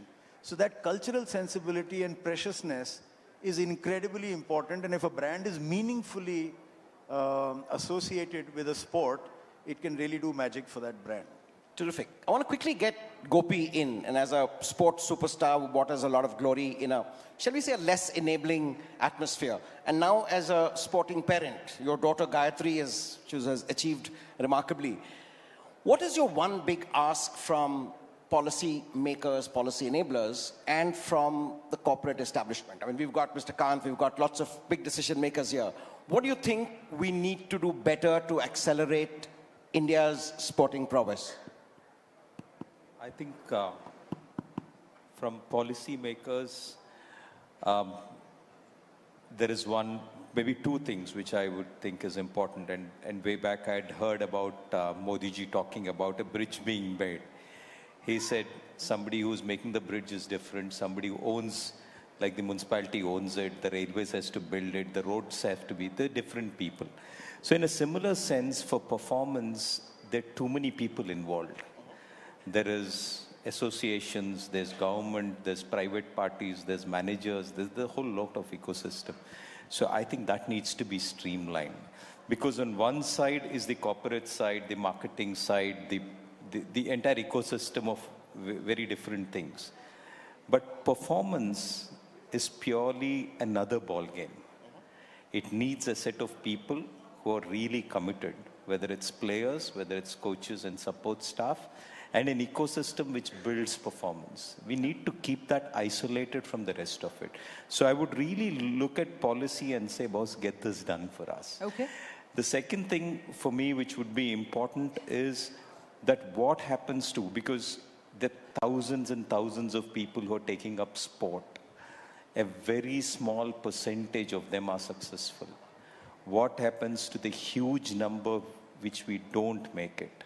How are we going to ensure that their lives are secure? So this would be also something which I would want to really look at sports policy. And one legislation which I would really love to see is government telling that we are not under bureaucrats. Sports administration is not under politicians, but sports is managed by professionals and people who know stuff and who are sports persons. That, from a legislation point, I would really want to see.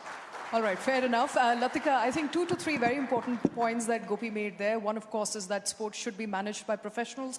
And the other is what happens to those who don't really succeed. If they don't have enough education, what are the leeways for them? As far as your understanding of managing sports for years now is concerned, what is your big ask of the government? What should they do now, especially at a time when India is aspiring to host Olympics? Let's address that as well. How do we up that performance?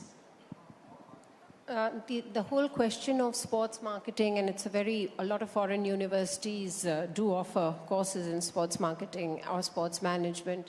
And a lot of children are very interested because they automatically assume that an interest in sports translates into some sort of skill at management, which is not necessarily true. The evolution of jobs which run parallel to it. Now, people who are in sports, sports coaches, sports association, people to manage the associations, people to manage the sport. But that is primarily, I think, to start a sport with the whole intent of making a career out of it and having 3 different options is not really the way it's going to be. Sport has to be played for sport's sake.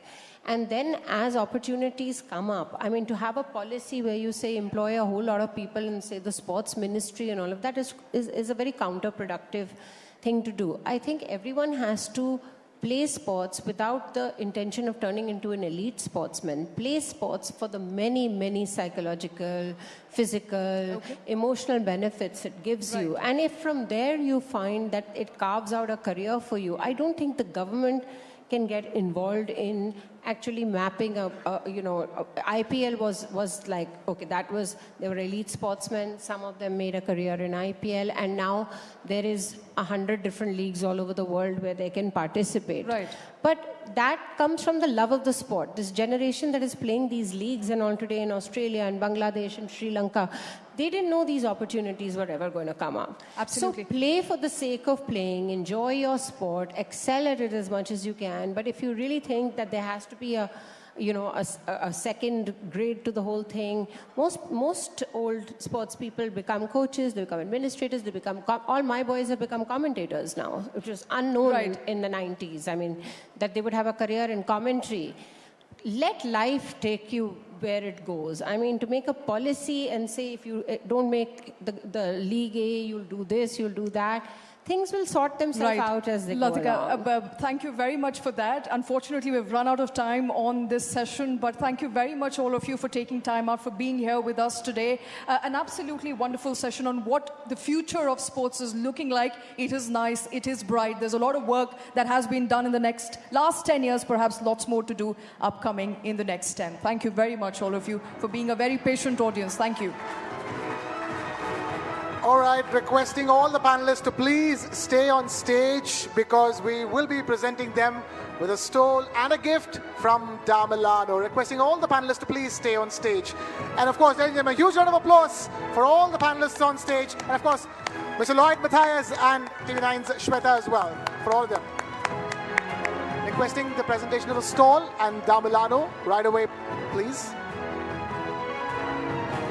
We can click photographs until then, please. Could we request all the guests, the speakers, to come forward for a photo op?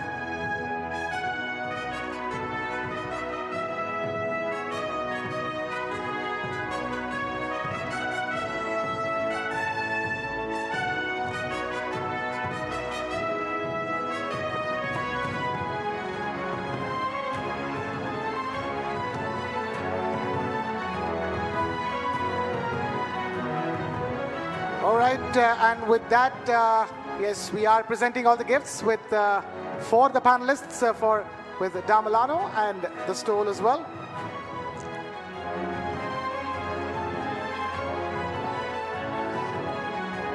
A little something for all our speakers to remember this evening by. Yes, of course.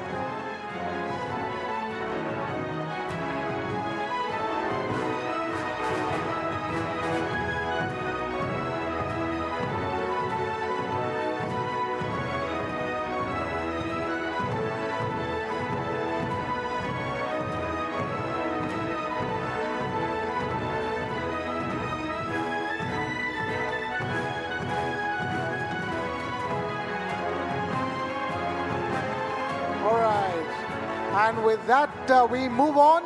And we're requesting Mr. Pullela Gopichand to please stay on stage to present the next set of Nakshatra Samman winners. And some of them are from the world of sport as well. So, and we're requesting Mr. Amitabh Kant to please take stage. We have Mr. Amitabh Kant, ladies and gentlemen, huge round of applause for Mr. Amitabh Kant, requesting him to first present these awards and we're requesting them to take the stage at the award stage. We're requesting Mr. Gopi Chand and Mr. Amitabh Kant to please take the award stage. To please take the award stage.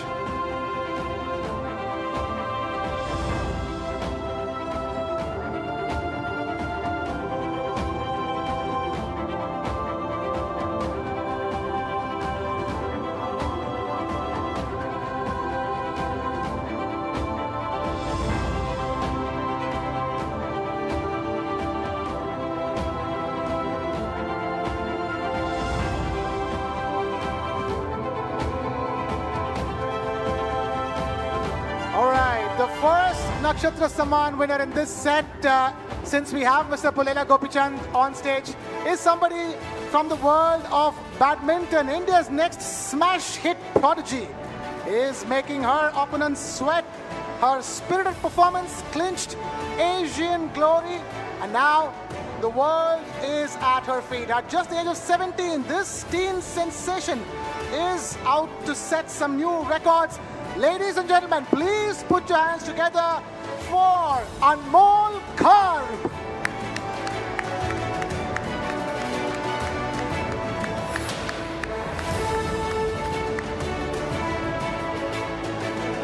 Requesting Anmol Karp to please take the stage and receive the award from Mr. Amitabh Kant and Mr. Pullela Gopichand.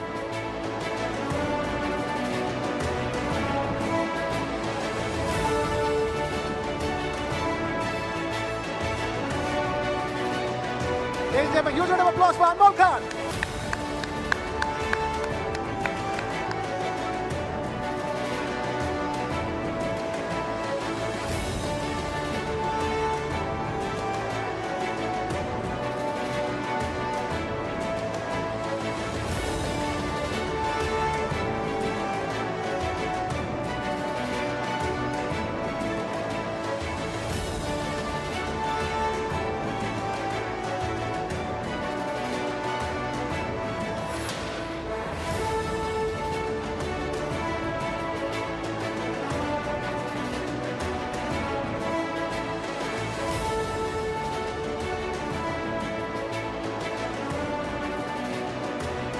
Right. Anmol, please don't leave the stage. We have a question for you. The mic is being passed on to you. I have a very simple question to ask. From the time you picked up that badminton racket, today, Mr. Pulela Gopichand, no less, is presenting you the Nakshatra Samman Award. What does that feel like? I'm feeling very happy and I'm feeling very proud that I'm standing here and receiving a award from him. It's a very big thing for me because he's like the god for Indian badminton, so I'm very happy. The god of Indian badminton himself presenting the award to Anmol Kharab. Who could be the future goddess? Anmol, thank you so much for being with us tonight. Time now for the next award. Neha, we have a very special flautist Grammy Award winner, don't we? Absolutely. His melodies speak to the soul. A bouncery maestro, ladies and gentlemen, who knows how to keep his audience spellbound, transcending boundaries, touching hearts with his ethereal music. His brilliance shines even brighter on the world stage. The TV9 network Nakshatra Samman goes to the global star Rakesh Chaurasia. Ladies and gentlemen, huge round of applause for Mr. Rakesh Chaurasia.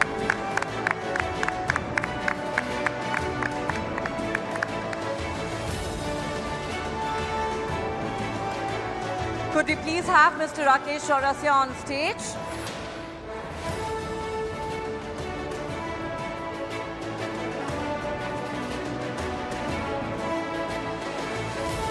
All right. We will be passing on the award to Mr. Rakesh Chaurasia, but we have one more Nakshatra Samman Award to be given, requesting Mr. Pulela Gopichand and Mr. Amitabh Kant to stay with us. And that is, again, from the world of sport, a very, very, very special sporting person, somebody who surmounted all odds to play the game of cricket and play it like a champion. India's para-cricketing champion, Jammu and Kashmir's para-cricket team captain. Our next Nakshatra Samman goes to Amir Hussain Lone. Huge round of applause for Mr. Amir Hussain Lone.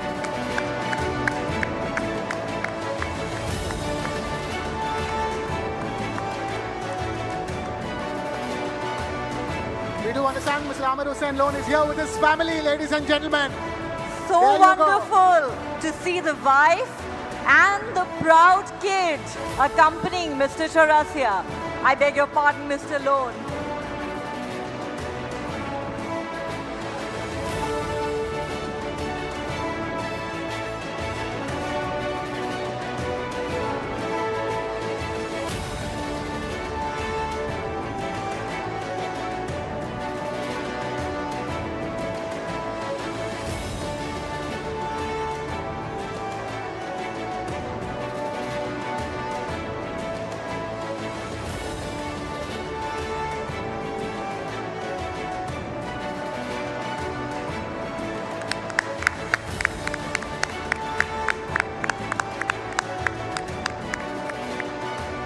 That's a great family picture and indeed a very, very special moment.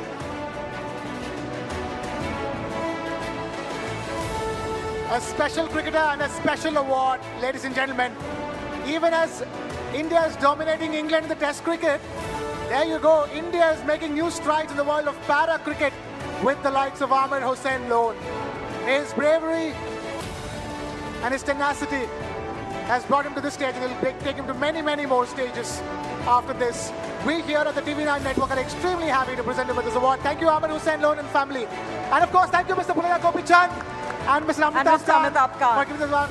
Requesting Mr. Amitabh Kant to not quickly leave us. He has just joined us.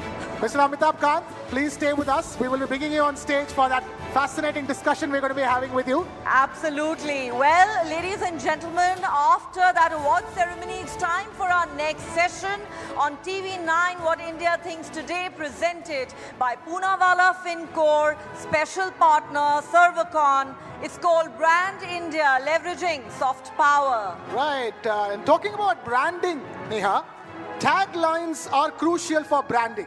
And around 35 years ago, a very famous tagline was born. It was meant to promote the state of Kerala's tourism initiative. It was called God's Own Country. I can't help but think how apt it still is. And it can be used for not just one state in India, but for brand India as a whole, isn't it, Neha? I couldn't agree more with you, Krishna. And we have the man who was instrumental in the creation of that iconic tagline right in our midst this evening, ladies and gentlemen. India's might as a nation is not only in terms of its hard power, that's economic prowess or its strong government, it goes far beyond that. And who better to talk about leveraging India's soft power than our next guest? That's right, ladies and gentlemen. Please put your hands together for Mr. Amitabh Kant.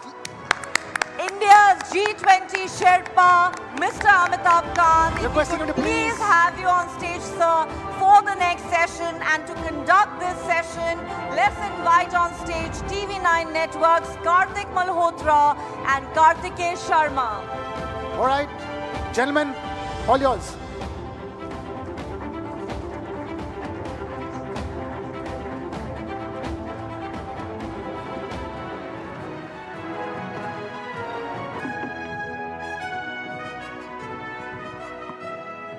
You know, as the name of the session is Brand India and Soft Power, I will not waste time and straight away ask questions to Mr. Kant. He doesn't need any introduction, but what is a soft power? How is it different from hard power? Prime Minister Narendra Modi has used parts of hard power, parts of soft power, which we call smart power. Is it Vasudev Kutumbakam? Is it Incredible India, the man who is sitting here who made the campaign?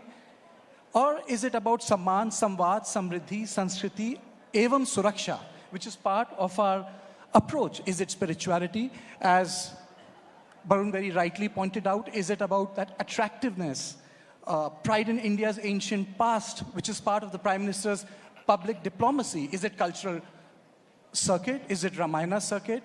Is it diaspora politics? Or is it plain, simple developmental work of Indian government, which is making schools, dams, not putting boots on ground? It's democracy, not dictatorship. So let me begin straight away, sir. You shepherded G20. Was it soft power? Was it hard power? Or was it smart power? I think it was a blend of both the soft and the hard power. The soft power in terms of doing the G20 in over 220 different cities of India, doing it in several states of India, almost all the states and union territories of India, going back and using all our inherent cultural content. Every state brought its great art, culture, music all together, and ensuring that we are able to improve our cities during G20 in terms of drainage, sewage, solid waste, and also project India as Vasudev Kutumbakam, that is one earth, one family, one future. Because of our civilizational strength, that is, we may be, you know, the whole world may have different political ideologies, may have different political leanings, different geographical boundaries, but we all come from one cosmos, and that cosmic power we use to really differentiate India from the rest of the world during G20. Sir, I want to spend some more time on G20, and of course you have literally shepherded the whole G20 initiative, and in fact it went well beyond a festival. Festivals have a start time and an end time, and streets are decorated for a while. But look at New Delhi right now, for example. We are still dotted with G20. G20, thanks to you, has pretty much become part of the DNA of the country right now. Now, I want to understand from you in the context of soft power, is soft power anything more than great packaging over a product that already is robust? So, you know, it's soft power is a concept which was used by an American professor. 1990. Yeah, Joseph Nye, and he used it to say that it's not America which is famous because of its hard power, because of its economic strength, but it's famous because of its huge ability to have an impact on the minds of people across the world. And that's because of the brands it has created. In the Indian context during G20, We were able to straddle different worlds. We were able to bring G7 together. We were able to bring all the emerging markets together. We were able to bring Russia, China all together. On all 83 paras, bring consensus on all paras. It demonstrated India's great ability to work with all countries of the world and bring consensus. You know, the important thing about multilateral is nothing works without a consensus. To bring consensus on issues of development, on issues of sustainable development. Would you call it diplomacy, sir? Would you call it soft power? What is that thin line between diplomacy and soft power? So the thin line was, it was a great combination of India's hard power, the fact that India was growing at rapid rates. It was a great combination of unique political leadership. If it wasn't for the stature and the great standing of the Prime Minister, it would have been very difficult to get consensus in the Russia-Ukraine para. It was, you know, the great hard power of the fact that you know, we had demonstrated India's digital strength through the digital public infrastructure. You know, everybody has a digital identity. We do 46% of the real-time fast payment. The world accepted that it's leapfrog technologically in many parts, many areas of growth and progress. Okay. You know, you made the Incredible India campaign. You rebuild the imagination around tourism. So there are two questions. One, when we talk about soft power, what are its core? And the secondly, do you feel that we have gone beyond chicken tikka masala in context of, you know, imagining India in terms of food? Because ultimately food is also part of, you know, greater lifestyle cultural projection when it comes to projecting the attractiveness of a country. So, you know, the important thing is that you need to differentiate yourself in whatever you do. So when I started working on Kerala as a destination, Kerala was known for one product, and which was the Kovalam beach. And we went back to... And the banana chips, sir.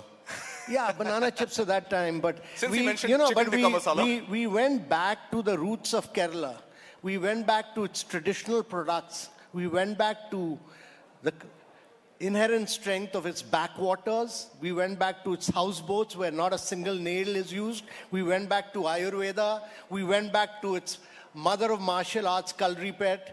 We went back to its traditional architecture, Nalkittam, houses which have a unique spiritual strength.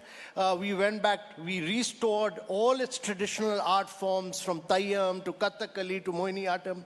And later when I came here and did the Incredible India brand, we went back to Ayurveda, we went back to yoga, we went back to meditation. So you need to there are 250 destinations competing with each other in the tourism marketplace. How do you differentiate yourself from the rest? You can never do it by aping the West. Sir, but in the context of India, sorry to cut you short, is that an opportunity or a challenge that we are so diverse? Is it easy, or, I mean, I'm sure it's not easy, but is it even plausible to create a unique identity for brand India given the diversity? Yeah, so the challenge is that India is bigger than 24 countries of Europe, plus another Yeah, so is it a 30,000. challenge or an opportunity? So the challenge is that actually every state of India, every single state of India and the union territories of India have a unique opportunity to create their own brands in the global market space. And tourism can grow and prosper much like what Rajasthan has done, much like what Kashmir has done, much like what Kerala has done. If every state of India becomes a global tourism brand, India's tourism will grow by 10x simply by doing that. So, you know, tourism is the biggest job creator. Its multiplier impact is enormous. And every state of India must take this opportunity of really driving travel and tourism. So ODOP, should that now progress from one district, one product to one district, one tourism? Is there merit in considering a services-based argument for ODOP? So I don't think there's merit in one district, one tourism, but there's definitely merit in one state, one tourism, because tourism is a private sector play. So, you know, from the time you arrive to the time you depart, you get in touch with a number of private sector players. So you need to work in cohesion with all of them, and therefore you need to create state brands. And these are very large states. I mean, look at Uttar Pradesh. If it was a country, it would be the 5th largest country in the world. So, you know, you have enormous strengths of, I mean, Bihar, for instance, can be a great Buddhism destination. UP can be a great Ramayana circuit. Even Chhattisgarh, Jharkhand have tremendous potential. Mr. Kant, can you take us through the distinct effort made by Prime Minister Modi? A lot of prime ministers have addressed the issue of diaspora. There are two types of diaspora: economic opportunity diaspora, and one diaspora is a result of colonialism, indentured labor, Mauritius, Suriname, even Myanmar. These are the places where people remember what it meant to be an Indian in India, in Bharat. So when we look for the Bhartiyata, and I'm not using the word Indian, Bhartiyata, Prime Minister Modi made a special effort in the last 9.5 years of his tenure to marshal that diaspora. How has that worked for creating a new brand Bharat and for marshalling those resources for betterment of Bharat? So one, you know, let me first say that there's been an enormous, huge effort by the Prime Minister on his every single trip to mobilize, to actually communicate one-to-one with India's diaspora and create a sense of pride, great sense of honor, a great sense of giving them the feeling that what India has achieved in the last 9 years. And it's important to convey to them what India has achieved. You know, that we've done, you know, it's important to understand what India has done in terms of size and scale. We've done 40 million houses in the last 8 years, which is like making one Australia. We've done 110 million toilets, which is like making one Germany. We've done 253 million piped water connection, which is like providing a piped water connection to everyone in Brazil. We've done 80,000 kilometers of road. That's 3 times the diameter of the earth. And we do 46% of the real-time fast payments in the world. You know, we did last year, we did 126 billion real-time fast payment on the mobile, on the go. You know, without going to a bank or without using an ATM machine. China was next with 26 billion. That was the difference. The difference was 105 billion between India and China. Now, how do you convey this? The Prime Minister's used this opportunity to actually communicate directly with Indian diaspora, and they've now understood how India has grown and prospered. And that is why the Bank of International Settlement said that what India has achieved in the last 8 years would have actually taken India 50 years to achieve. Now, you've conveyed that to the Indian diaspora through this communication, direct communication between the Prime Minister and the non-resident Indians. So is that soft power? I want to come back to the subject. Does soft power have the potential to exist minus hard power? And that brings me back to the packaging analogy that I had given you earlier. You've got to have a solid product that you can package and you can communicate. So is the role of soft power limited to communicating the story of our achievements? So the important thing to understand is what the Prime Minister is saying, that we need to grow rapidly into a $10 trillion economy by 2035, become a $35 trillion economy by 2047. This is important. That's right. You know, that is, economic growth is critical. Economic growth is critical because you need to raise the per capita income of every individual. When you do that, automatically your hard power grows. Soft power is critical because you need to converge and integrate your hard power with your culture, your civilization, your music. I mean, look at what has happened in the Grammy Award. You had 5 Grammy Awards this year. Look at what Ricky Cage has done to India. Zakir won 3 awards. Ricky Cage has been winning Grammy Awards. So these are the people who add to India's soft power. They are really the brand ambassadors of India.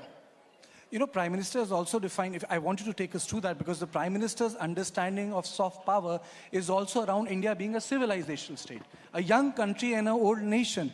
It also centers around great pride in our ancient values. It's about Bhartiyata.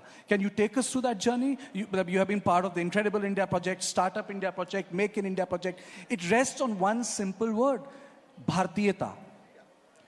So there are two dimensions to it. First of all, we must understand that we are a very young India. You know, the demographics of India are in our favor. That's our average age of the population is 28 right now. Even when we are 147, the average age will be about 34, 35. Even then, we'll be the youngest nation in the world. Second is that there is a huge civilizational strength to India. I mean, when India got colonized in 1700, India's contribution to global GDP was 24%. By the time we became independent, it had come down to 5%. What the Prime Minister is saying is that during our Amrit Kal period, we should accelerate the pace of our growth because we have very low dependency burden as far as demographics is concerned. That, to my mind, can never happen till you don't have a sense of pride, a great sense of honor about your own civilizational strength. That can never come from really copying the West. And that means that you must have a sense of pride of your own culture, your own art, your own music, and actually saying that this is India's civilization. Every young Indian must have a sense of pride on its own civilization. And when you have that inherent strength, you will drive India's growth story will be driven. Sir, is pride enough? And I know that there is, of course, the $35 trillion target by 2047. You also just refer to that. And you're saying that you need better growth, faster growth to translate to better per capita income. But even at $35 trillion, you will have a per capita GDP, which would still be a fraction of what the developed world, gives its people today, given the vast size of our population. Obviously, we have our challenges, and with those challenges, we've got to grow even faster than, despite being the fastest economy of the world, is not enough for a country like India. So civilizational strength and attributes aside, there has got to be some scope of soft power, which I see being deployed by Prime Minister Modi, by the entire cabinet, and luminaries like you who worked on the India story for so long, where even hard economic issues like GDP are now pretty much, on the lips of every Indian. It's not something it was construed as a very hardcore economic subject. Today, thanks to perhaps soft power, these very hardcore economic concepts are now absolute lexical usage. So just a couple of points. First, if you're a $35 trillion economy by 2047 means that you would have taken the per capita income of every Indian to close to about $17,500. Compared to US, which still has about $76,000 per capita GDP. Yeah. You see, not comparing, just giving statistics. It's very important to understand that we are a country of 1.4 billion people. That means you would have transformed the lives of 1.4 billion people in the world. That's important. Second is that India has got into a lot of sunrise areas of growth. This has never happened historically. If you look at it, it's never happened in India's history that you've started looking at electric mobility, you've started looking at battery storage, you're looking at semiconductors, you're doing mobile manufacturing. Apple and Samsung, I think they're producing a lot more in India than China. All these new areas of growth. And the third very critical thing is that if you look at the last 2 decades, all technological innovations that come from the western part of the world, whether it was Apple, Google, Meta, Amazon, and in China from Tencent and Alibaba. What India did was to create this open source, open API, globally interoperable model by which everybody can do a digital transaction. The private sector competes with global players. PhonePe competes with Google Pay here. And you have a number of unicorns. You have over 120 unicorns now giving you, what are they doing? They're giving you wealth creation. 35% of your stock market is being created by Zerodha, Gross, Upstock. You have young startups like GoDigit and Acco who are giving you insurance in 1 minute. So what has happened is that in India, on the mobile, on the go, you can do fast payment, you can do wealth creation, you can do credit, you can do insurance, all in 30 seconds to 1 minute. This doesn't happen anywhere in the world. Nowhere in the world does this happen. Okay. And nowhere in the world has any country lifted, what has India done?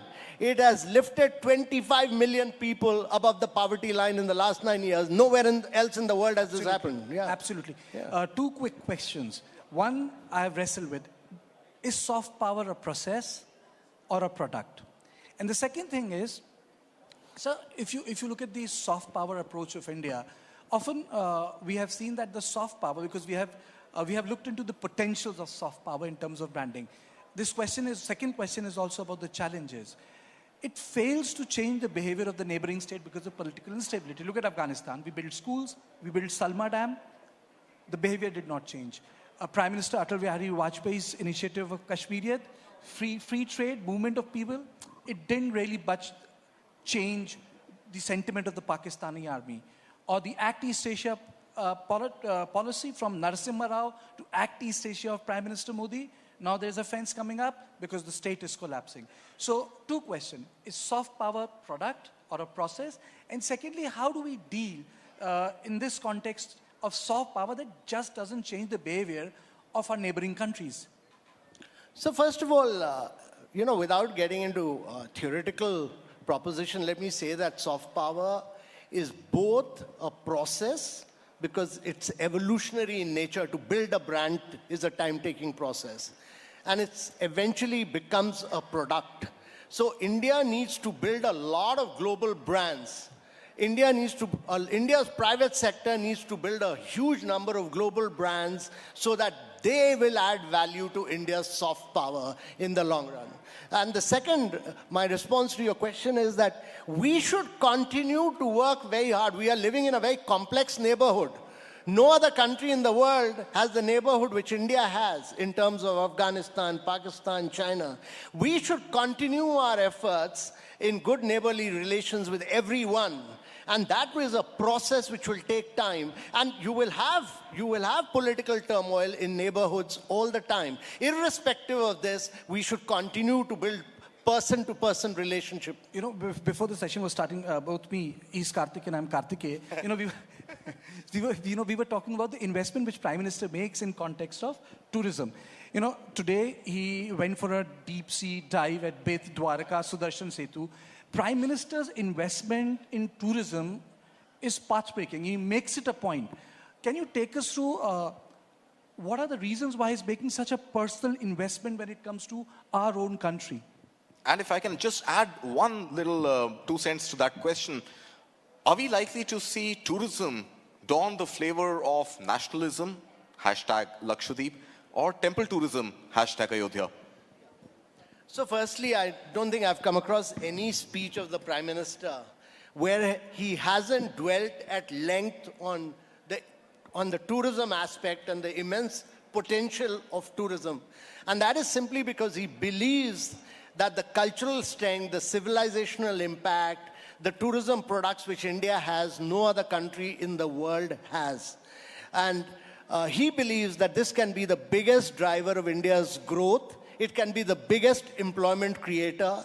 For every direct job that you create in tourism, you create 7 indirect jobs. So every state, and I repeat that, it's a biggest opportunity for job creation. India can create 25 million jobs in the next 5 years through travel and tourism sector. This is a potential which Prime Minister believes in, and he's driving the states to push for tourism. And that is why, wherever he goes, his first focus is on travel and tourism.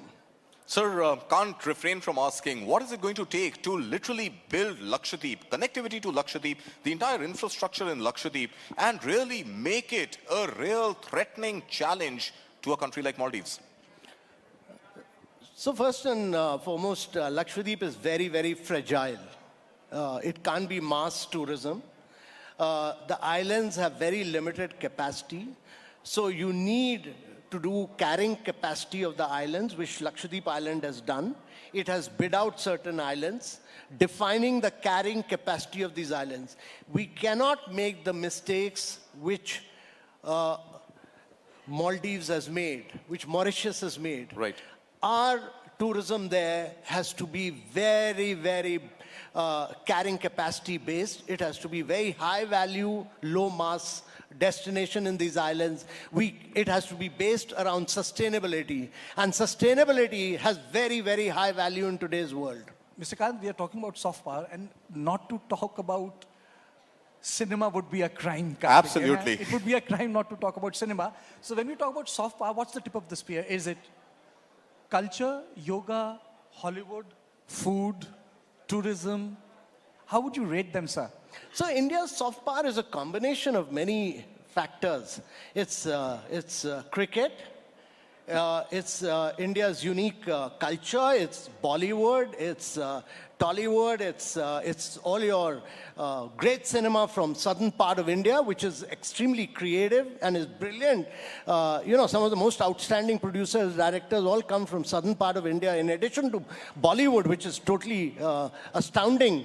But all this, India's traditional art forms, India's culture, all this combined together makes a very, very powerful soft power of India. All of this put together.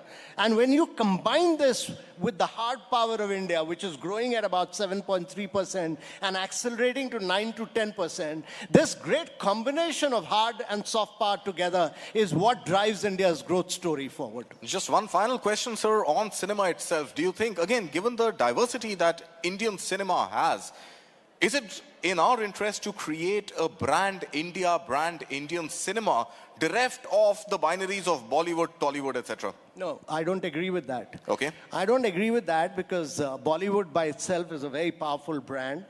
The Tamil Nadu film world is a very powerful brand. The Malayalam cinema is a very powerful brand. Telugu cinema is a very powerful brand. So is there no space for creating a unified Indian cinema identity? No, it's like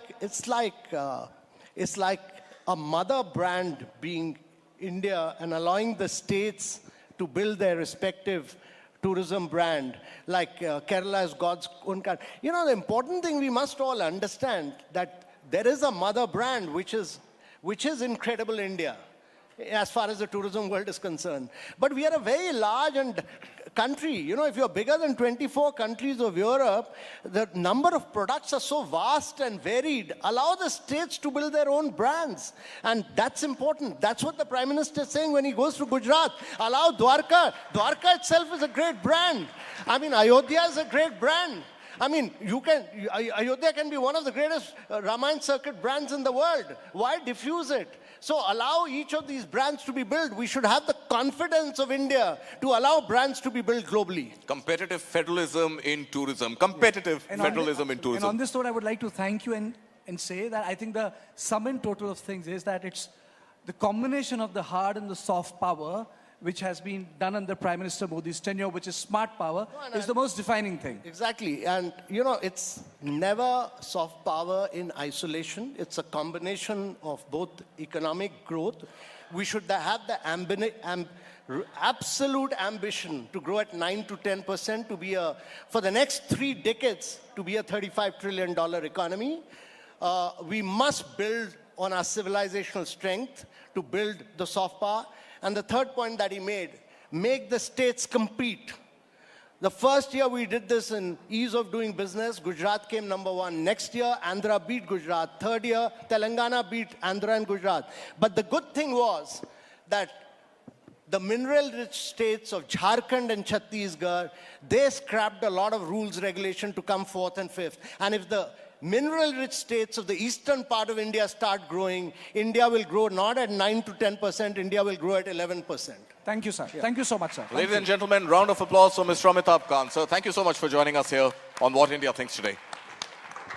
All right, requesting Mr. Amitabh Kant to please stay on stage. We have to present him with some mementos. We have the Pashamkara stole, and of course we have the gift hamper from Da Milano. Meanwhile, the photographs can be taken, requesting the stole and the Da Milano gift hamper to be brought on stage to be presented to Mr. Amitabh Kant.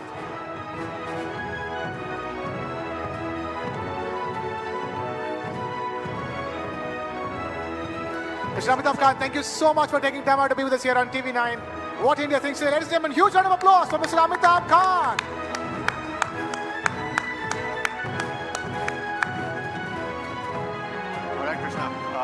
do we have next? Well. That was a fascinating conversation with Mr. Amitabh Kant. People are still looking at him even as he takes our leave, because that's how engrossing and engaging that particular conversation was. We have a lot of them lined up. Absolutely, Krishna. More lined up for the day. But before requesting everybody to take their seats, because we have something very important that we want to talk about. And that is the conversations that we have on TV9 Group's English news platform. The world's first news OTT, News9 Plus. That's right, ladies and gentlemen. TV9 Group's bold foray into English news begins with the world's first news OTT, which is News9 Plus. And it has some fascinating conversations in the form of its flagship show. The flagship show, ladies and gentlemen, on News9 Plus is Duologue. If you're wondering what Duologue is, take a look at this. Start with the end in mind. You need to know where you want to reach. Every morning that we wake up, we are exercising our choice. The destiny is decided. The results are known that I'm going to win. Life of a goalkeeper is something which has always intrigued me. When you come into a stadium, this is the highest level of pressure. When I set out to do something, I decide in my mind that failure is not an option. What you feel very strongly about, those are the stories to tell. I have a mind which is absolutely restless. Mind and body are entangled sensations. That brings me back to golf. It's an amazing game. This is not a perfect game. You only learn from them. If you have a formula to a success, then you can replicate it. I feel this is my first step. I'm starting now. Winner is first born in the mind. I think, therefore I am. We are all about our mind. Right, let's give a huge round of applause for Duologue. We're all about our mind, the most cerebral talk show. As you can see, we here at TV9 are fantastic at creating conversations, and those conversations on Duologue Season 2 are fascinating. They've just dropped on India and the world's first news OTT, which is News9 Plus. So clearly, Mr. Barun Das is not just driving the network forward, he's driving the downloads forward as well with the flagship show, Duologue. Some amazing guests, as you've seen, Jeev Milkha Singh, Oliver Khan, Dr. Deepak Chopra. We're talking about filmmaker Rakesh Oprakash Mehra and a star like Allu Arjun. All of them on Season 2 of Duologue, which you will get to see only on News9 Plus. So make sure you download News9 Plus and catch India's most cerebral talk show, award-winning one of that. And with that, it's time now to move on to our next session. That's right, Krishna. I mean, we've been talking about soft power. What a great conversation there with India's G20 Sherpa as well. But this next session, ladies and gentlemen, is all about women power. There are nearly 70 crore women in India. That's right, 70 crore. Nearly half of the 140-odd crore population, Kabir. Now, when we as a nation are so keen on leveraging all different kinds of power, soft power, hard power, smart power, all of this at our disposal, how can we not talk about our biggest superpower, our Nari Shakti? Take a look at that.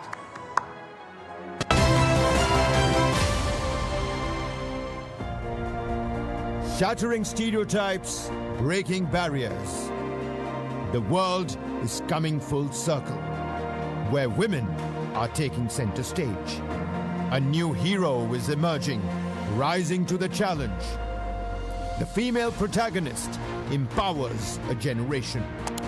As real life gets all too real, and real life gets imprinted in reels, India's new hero shines as a symbol of change. From boardrooms to battlefields, from classrooms to courtrooms, when women begin to rewrite the narrative, India scripts its destiny.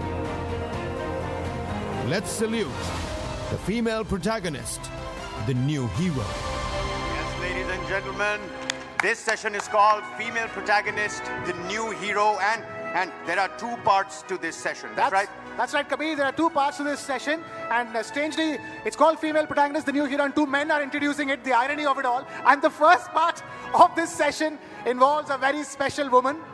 Ladies and gentlemen, please put your hands together and invite Ms. Ravina Tandon on stage. And to host this session, we have another very special woman. TV9 Network's Sudha Sadaran, please get up here on stage to conduct this session. Over to you, ladies.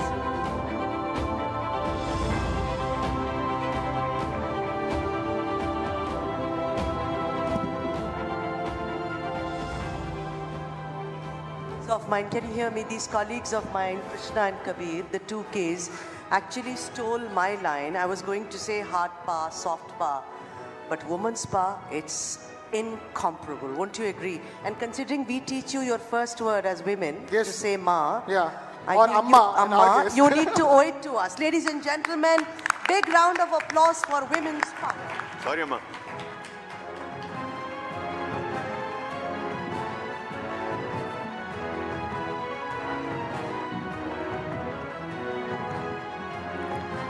All right. Many congratulations, Ravina, for the Nakshatra Award.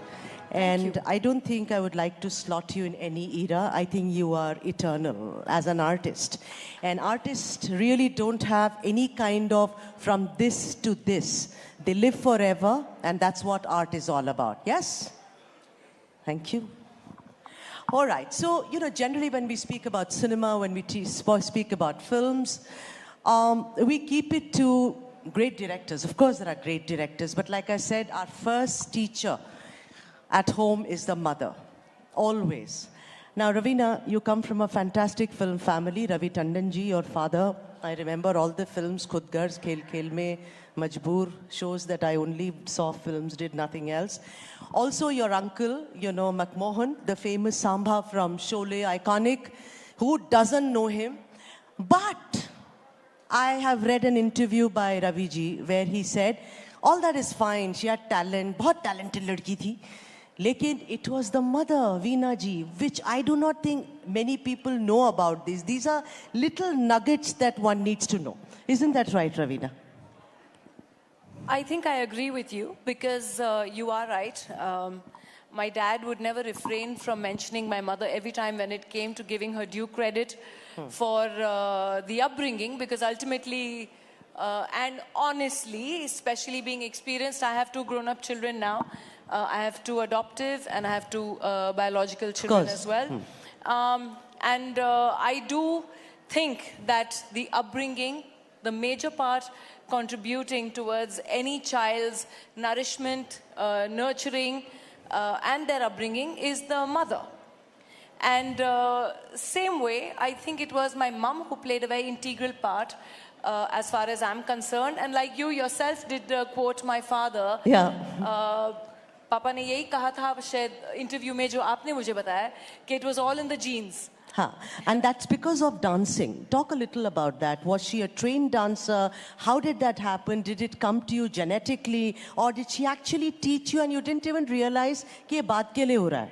I think it was genetics because कहीं ना कहीं mummy ने तो 15 साल किया हुआ था बिजू महाराज के अंडर कथक, तो उनमें always एक artistic था ही trait, and वो कहीं ना कहीं शायद हमारे खून में भी आ गया very naturally.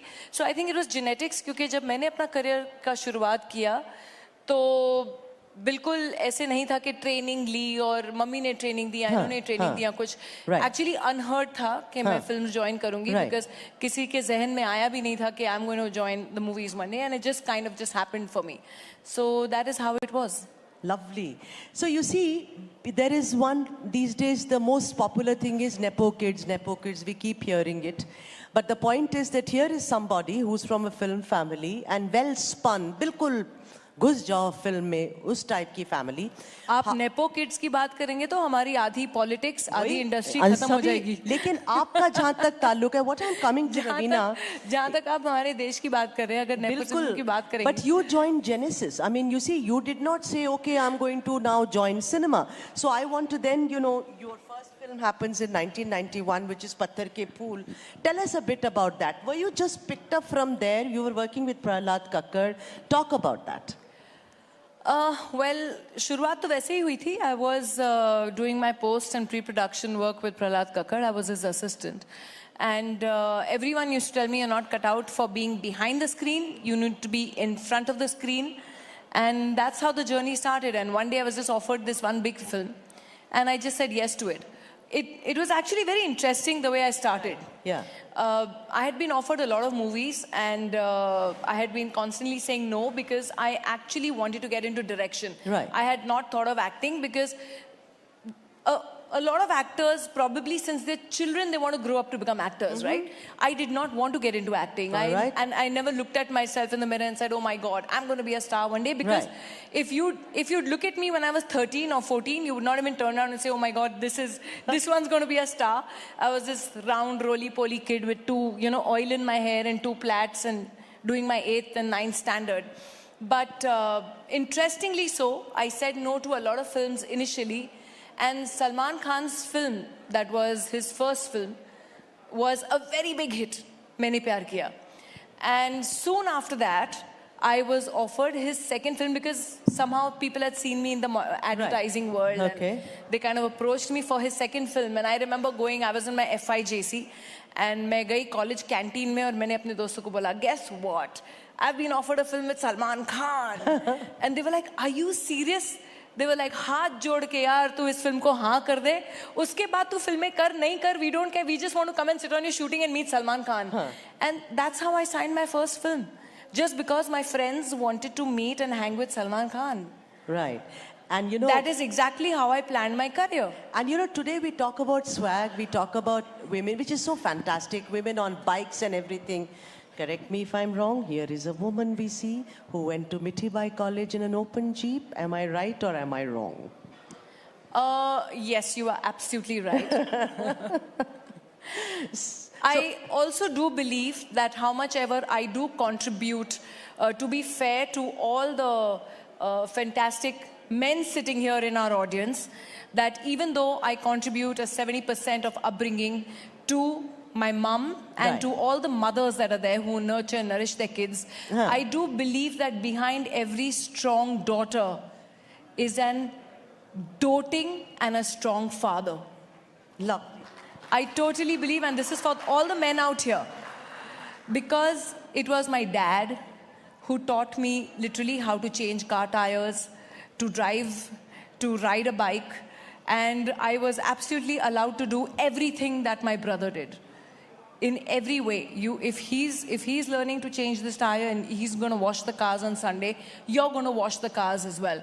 And you're not going to drive a car till you don't know, what is under the hood in that car. Right. Because tomorrow you're stranded anywhere, you're stuck anywhere. I don't want you calling anyone for help. You need to be standing on your own feet or literally, sitting down and changing that tire yourself. You're not going to call anyone. You are going to be there dependent on yourself to do whatever you have to do on your own. Fantastic. And that's how he brought me up.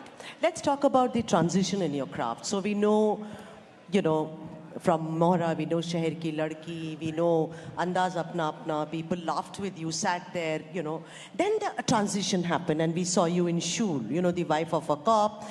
And I can never forget the scene when Manoj Bajpayee, the door opens and you faces him after he's lost your child, lost as in lost forever. Then there is, of course, Daman, there is, of course, Ghulam Mustafa, there is Aks. Tell us about that. Did you make a conscious decision, Raveena, that this is, now I'm getting all these female-oriented films where I can be somebody else in every film and I'm going to do it? How did this transition happen? I think in every actor's life, or I think in every artist's life, you evolve along the way. And that's exactly what happened to me. There was a point, yes, where I was playing the young, rich, spoiled brat. And all I changed was not my dialogues, but just my costumes for the next film. So it was literally doing the same role in every second film. Nonetheless, there came a point where I said, yes, now it's the time where I want to do something more substantial. I want to do something that challenges me as an actor, that challenges me as what my craft is. And I'll tell you another very interesting thing. I consciously did it at the peak of my career where I had commercial success. Yeah. And even keeping that in mind, where people thought, oh, if you're, in those days there was the art cinema, realistic cinema, and then commercial cinema. Yes. So in those days, it was, oh, if you leaned towards, leaned a little more towards art cinema, you were the arty-farty types, and Yeah. oh, you're giving up on your commercial success. Right. So for me, it was a conscious effort to do that quite in the beginning of my career.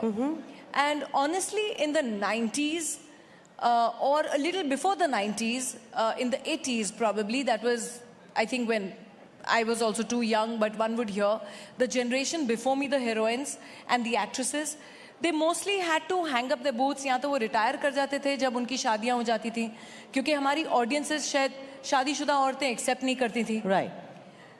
और जब हमारे heroes जो साथी कलाकार थे, उनको वो समय मिल जाता था by the time they were in their middle ages to hone their skills, to become fantastic actors, to Right. master their craft. They got that time to evolve. Right. Whereas when the time came for our women in the industry to be great at their work, to be masters of their craft, they were told to retire. Right. That is something which I never understood. Which now we have the strength, we have the independence, and we have different various platforms. So Ravina, are you saying in cinema or in OTT where you really done very well? We've seen, Karma Calling is one. I've seen promos of that. I'm really waiting. It's coming sometime in March, if I'm not wrong. But what about, you've done a lot of other OTTs as well. Do you think it's OTT or cinema? Both give you the opportunity I think now. both. Yeah. I think the basic viewpoint or the awareness that is there in our audience Right. today. एक तो exposure इतना हुआ है हमारे audiences को global cinema में through via OTT, via various festivals कि अब हर तरीके के cultures, हर तरीके के फिल्में हमारी audiences देखती हैं. तो accepting ज़्यादा है. I'm sure a lot of my colleagues in this room and ex-colleagues who are now, strong political leaders here, my friend Khushbu's here in the audience, whom I completely love. But she will agree to what I'm saying, that by the time, actresses reached that point where they had to hone their skills, they were asked to retire. But now we have that strength, whether it's through cinema. I did a film called KGF 2. Yes, which today is the 4th highest grossing film in the Indian history of films. Right. So that was a huge hit. Yeah. So whether it is cinema that gave me a role like something what I could do in KGF 2, or there was an Aranyak, or now there is Karma Calling, soon there will be a Patna Shukla. I've just, going ahead with another couple of films now. I've done a Gurchadi with Sanju. I'm doing with Sanju, Sunil Shetty and Akshay, I'm doing Welcome 3. So it's all these, this time where I think women have actually come onto their own in our industry as well. Yes. And we have actually stood our ground and said, hello, we ain't retiring. We ain't retiring. I think we need a round of applause. And from all the men, more than the women here, that, we ain't retiring, we ain't going anywhere, we're staying right here. Let's talk about tropes now, stereotypes. And go back to the time, Khushbu, it all happened in our, where you had either a Devi or a Dayan. There was nothing in between. So a Devi would be this, a woman clad in a sari and not knowing that we can be very wicked. But then, also the stereotypical thing that you can't take such a woman home. Don't you think at least that thing has been blurred, Ravina? I'll actually little cut you midway in this, because I think I broke that stereotype with a film called Daman. Yes. For which I won the national award. Kalpana Lajmi. Yes. Kalpana Lajmi. Yes. And Yes. at a time when you rightfully said, when our films were depicting ke bhala hai, bura hai, jaisa bhi hai, mera pati, mera devta hai, we were depicting that. And even though the villain was the worst person that you saw on screen, but the hero's बहन would always stand in front and said, गोली पहले मुझे लगेगी फिर मेरे सुहाग को. Whereas I probably would have stepped and said, go get him, dude. It's like, but nonetheless, jokes apart, we did make a film called Daman in the year 2000, which spoke about marital rape and domestic violence, which till date is being debated in the Supreme Court. That's right, marital rape, yes. And we still haven't passed that law, which I'm hoping that we do soon, because there are a lot of stereotypes to be broken. Because earlier on, everyone was कि ठीक है, whatever the जो भी झगड़े हैं, जो भी violence है, वो घर की चार दीवारी से बाहर नहीं जाए. And women were victimized throughout. And that is exactly what that woman, the movie Daman spoke about in the year in 2000. Right. And we are in 2024. Right. Yes. 24 years down the line, I still feel that that topic is still so relevant, that we are still talking about women not being able to come out and are constantly quiet on being victimized, whether it is domestic violence or it is rape or it is every horrific form of abuse. All right, so, India poised for the next big leap. We have shining examples of women. I mean, if I name all of them, it's going to take at least 15 minutes. But I'm going to take two names. Indra Nui is one, and the other is Meera Nair, and comes from your field. Great filmmaker, started way back. Salam Bombay was what, like 35 years ago, right? I want to ask you that, what does it take? I mean, we are one nation which makes the largest number of films and fantastic cinema. Look at where our cinema has gone. What do you think will take? How do you look at the future for our cinema to be right on top, doing even better than this? Because sky is the limit, Raveena Tandon. I definitely feel that as far as our Indian cinema is concerned, where I do see that I do see in today's day and age a very united front. Right. So we have strong films coming from every part of our country, north, south, east, west. And it is pretty incomparable. I cannot even say that we can compare to anyone else or any other industry, because actually today, if you see, we are the greatest industry that is there globally. Yes, true. The amount of films per annual that we come out with, the production value, the costing of the films that we make. Today, whether a Bahubali or if you see a film like RRR, they probably cost much more than a Mission Impossible 4. Right. And the kind of monies that we put in and the kind of investment that we've done and the kind of returns also that we're getting. It's high time that our industry is touted today as taking a global stand and not waiting anymore to be called the second best and definitely not to be called Bollywood. Trust me, all the industry insiders hate the word Bollywood. That is something that does not conform with us at all. And also Sandalwood and Tollywood and Bollywood, Collywood. Lollywood and Tollywood and Mollywood and Sollywood, and we are very sorry wood. We don't want to be known as any wood. We are the Indian film industry, and that's how we stand at. Absolutely. And give it up for the film industry. Ladies and gentlemen, Raveena Tandon, the eternal star. What a pleasure it has been. Thank you very so much. very much. And many congratulations for the Nakshatra Award. And that's the way to go, Nari Shakti. Thank you so much. It was a pleasure. Well, Nari Shakti in the truest sense of the term. Ladies and gentlemen, another huge round of applause for both these women. We have more coming up. We have some more special women coming up. So, Nari Shakti, this is just part 1 of Nari Shakti. Part 2 is yet to come up on stage. An expansive version of Yeah. Nari Shakti. A galaxy of Nari Shakti set to take the stage. Right. Please requesting Sudhaji to please present Raveena Tandon with thank you so much, Raveena ji, for the gift hampers gracing this from our occasion. sponsors. All right, Krishna, in the meantime, before we call on the next set of panelists, the expanded version of this Nari Shakti, we have a few more Nakshatra Sammans that are supposed to be given out. That's right. We have our next set of Nakshatra Samman Awards. And to give away the next set of Nakshatra Samman Awards, we have some very special people joining us. I'm going to request one by one the award givers for the next set of Nakshatra Samman. I'm going to request Mr. Ricky Cage to please come on stage now. On to the award section, please. On to the award stage, please, on the left. Requesting Mr. Christopher Ripley, CEO of Sinclair Media Group, to also please take the award stage, sir, on the left. A loud round of applause for Mr. Ripley. Mr. Christopher Ripley, CEO of Sinclair Group, all the way from the United States of America. And also requesting a very special guest who's just joined us on stage to give away the award, Mr. Shekhar Kapoor. I know you're mobbed. right in front. Requesting Mr. Shekhar Kapoor to please join us on the award stage on the left. Krishna, I think it's going to take some more time with Yeah, Mr. Shekhar Kapoor. that's why I'm just repeating, Mr. Shekhar Kapoor. Don't be Mr. India and get, you know. Mr. Shekhar Kapoor to the on the award stage section with over Mr. there. Ricky Cage and Mr. Christopher Ripley. Ladies and gentlemen, huge round of applause for Mr. Shekhar Kapoor. All right then. Well, Krishna, it has been an incredible year for this next person that we're going to award with the Nakshatra Samman, this Indian flutist who has won 2 Grammy Awards for Best Contemporary Instrumental Album, ladies and gentlemen, and Best Global Music Performance for a very special track.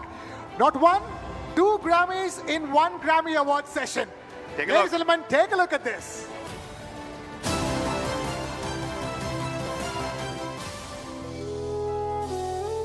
His melodies speak to the soul.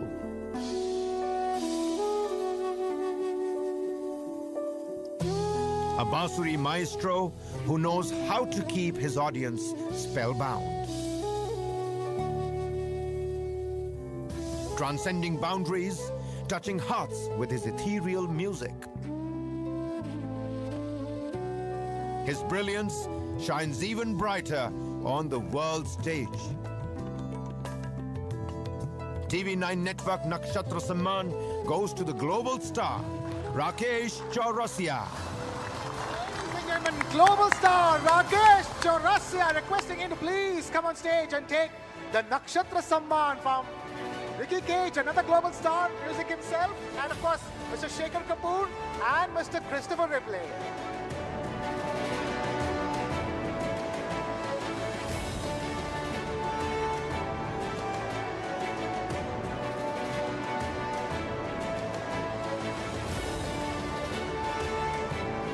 Wow, what a star-studded stage that is, ladies and gentlemen. It sure is, Krishna.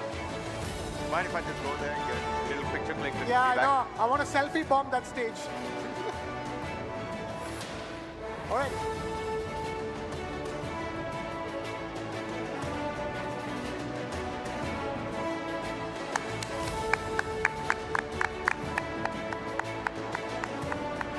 What a year it has been for Mr. Rakesh Chaurasia, ladies and gentlemen. What For a Indian year. music. For Indian music. What a year for Indian music. And Mr. Chaurasia, please don't go. We do have a couple of questions for you as well. May you please make sure the mic lands up in the award section. Of course, he's been presented with the Pashamkara stole and the Da Milano gift hamper as well. All right, Mr. Chaurasia, thank you for staying with us. Quick question. The question is quite far away. It's fine. All right. Well, you were taking all those Grammys so far away from us here in India. We were all watching and so proud to watch Thank you you so do much. that. To watch you do that. Playing the Indian Bansuri flute and garnering a global audience. Sir, tell us, what was that moment like? I mean, music is above awards. We all know that. But what is it to play the Indian Bansuri and win a global award with it? Well, I would like to first of all, a big blessing from my guru, Padma Vibhushan Pandit Hari Prasad Chaurasia, and then I would like to thank Ustad Zakir Hussain for getting me into this collaboration. My family, my kids, and my wife, who was wishing more than me to have this award.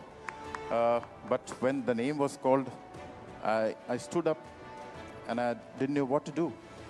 Because I was not expecting, because here it was fine, like, okay, we might get it, because we have big names. But when the category was announcing there with huge amount of artists and everything to get this, but the first thing what came in my mind that I'm grabbing something for my country through my music. Oh, lovely, lovely. It's for the country, Thank you. ladies and gentlemen. It's for the country. It's for India, Indian Bansuri player, Indian flautist, sir. as it's called in English. Thank you so much, sir. Thank you. For Thank you, everybody. Thank you so much. gracing us with your presence. All our esteemed award givers, Mr. Cage, Mr. Ripley, and Mr. Requesting Shekhar Kapoor, all of please them to stay do on with stage. us. All right, Mr. Ripley, Mr. Cage, and Mr. Shekhar Kapoor requesting you guys to stay on stage. Mr. Chaurasia, please, thank you for joining us. We have another very, very special couple of awards to give. Next up is an athlete from Punjab who is the Indian record holder in the 1500 meters category. Please, ladies and gentlemen, put your hands together. Before that, take a look at before this. that,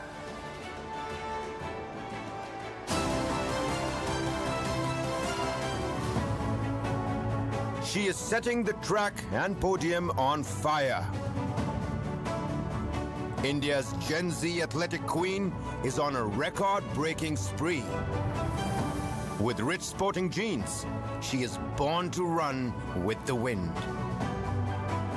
Aiming to shine at the biggest stage, India hopes to fet a new Olympic hero. TV9 network Nakshatra Samman goes to the rising star, Harmilan Benz. Ladies and gentlemen, please put your hands together for Harmilan Benz. But there she is. More Nari Shakti to India. Rising star, Harmilan Kaur Benz.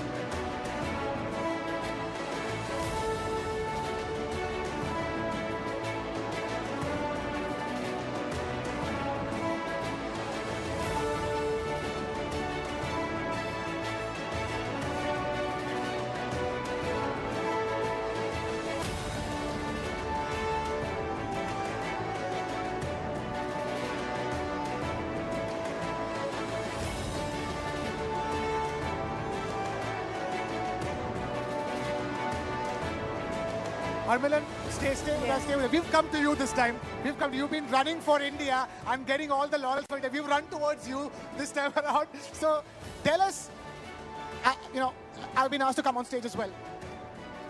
I mean, look at the gentleman who is giving you these awards. I mean, these are gentlemen who, are distinguished gentlemen, League of Extraordinary Gentlemen, if I may. And we've been talking about Nari Shakti before this came about. Tell us, where does your Shakti come from? And, where do you get, because it's not 100 meters. It's not 200 meters. It's 1,500 meters, Harmilan. Well, this Nari Shakti for 1,500 meters come from my dad. And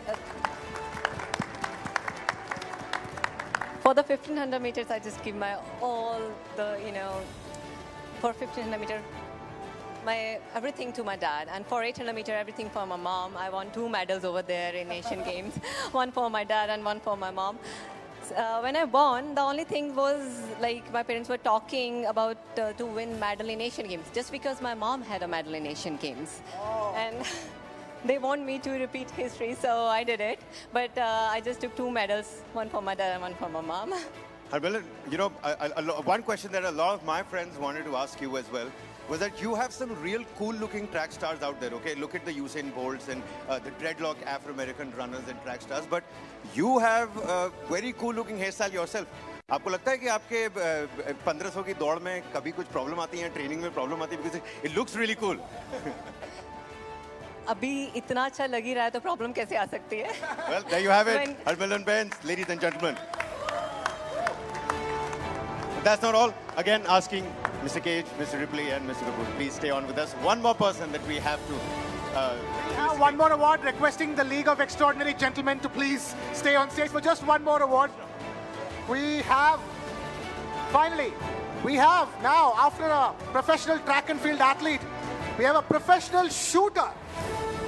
Ladies and gentlemen, our next Nakshatra Samman winner holds the current world record in women's 50-meter rifle 3 positions, which was set while she won the gold medal at the 2022 Asian Games. Take a look at this.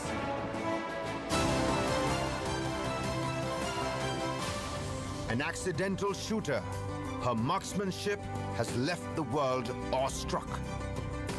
Now aiming for the greatest glory, she has Olympic gold in her crosshairs. TV9 network Nakshatra Samman goes to the shooting star, Pvt Kaur Samra. Ladies and gentlemen, please put your hands together for Pvt Kaur Samra, our next Nakshatra Samman winner.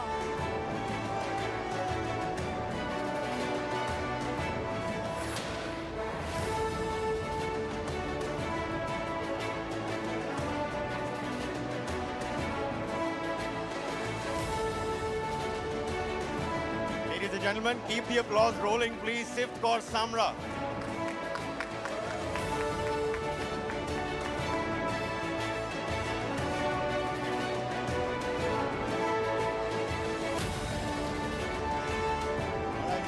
You know, Sif, we have a quick question for you as well. Right in the AV that you just saw over here, it starts with the sentence says an accidental shooter that, you know, her marksmanship is something that the entire world is now talking about. And this is that one little story that might not be, you know, well versed with the common multitude out there. क्या आप बताना चाहेंगे अपनी story के बारे में? Why is it that an accidental shooter today is winning accolades for the country? So when I was introduced into the shooting, and we were not knowing about the shooting because I came from a very small city, Faridkot from Punjab. So there's my dad's friend, son. He's a shooter. He told my dad that Sif should try it. So I still remember it was a June vacations from the school, and I went to his range. He do shotgun, and I tried it. And after the June vacations, I gave my name for the shooting. And my dad called school, and they were like, how she can become a shooter? We don't know anything about it. And the teacher said, okay, no worries, she will get a certificate. The stick, I was alone, and I went for a state. I performed 4th in first time. So from there it started, and my dad helped me a lot. The one thing I can understand is that we've been talking about it over here for the development of sports in this country. Development of infrastructure is very important. The availability of infrastructure, which in fact gives birth to sports people, and especially a sport like yours requires infrastructure, doesn't it? Because as they say, banega to badega India. How important was the fact that you had that shooting range to lead to the fact that you eventually end up sending in the world record? That's the point, that now the Indian government is doing great. But in 2016, my dad made that range at my home for my training, and I had range at my home, like in a small city. So this is all that my dad did for me. And now also I have my mom. I would really love to invite her on the stage. She's Please here. Please do. Proud mother making videos. This, ladies and gentlemen, is the actual shooting star that is now coming up on stage. A loud round of applause.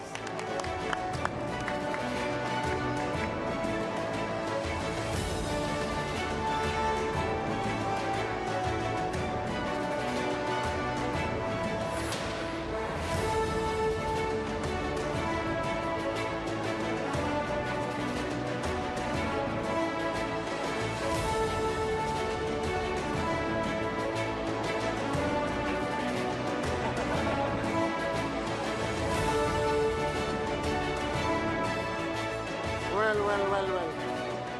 This award session is quite the sporting activity for me and Kabir. Right, requesting all the gentlemen now to please, you can take Thank you so much, sir. Thank you so much for that. Please, you can take leave from the stage and take your seats. We will be calling you guys back very soon for a panel. Ricky, you know. All right, ladies and gentlemen, time now to get some more exemplary women like we promised who have joined us tonight and call them up on stage. Yes, and continuing with our focus on female protagonist, the new hero. Please put your hands together for none other than Khushbu Sundar, member, National Commission for Women.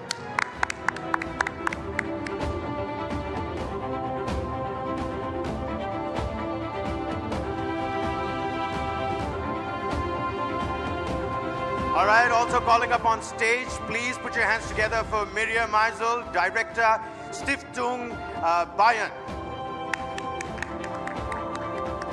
Guten Tag, Miriam, guten Tag. Please come on stage. Right, let me also now call upon stage another special guest from Germany, Julia Farr, football evangelist, Borussia Dortmund. Head of Asia Pacific for BVB Dortmund. Very warm welcome to you. Also with us is Ayush Gupta, HR Head for Gale. Please get up on stage, sir. Thank you so much.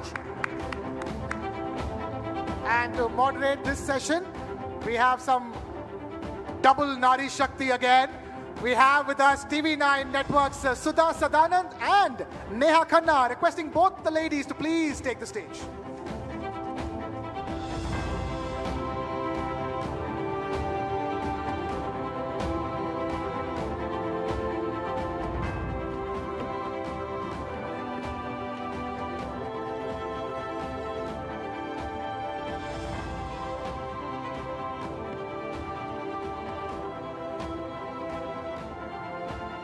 All right, so some for more women's power, and I don't think that a panel can look this beautiful, really. I include you, Mr. Gupta, as well. I mean, of course. You know.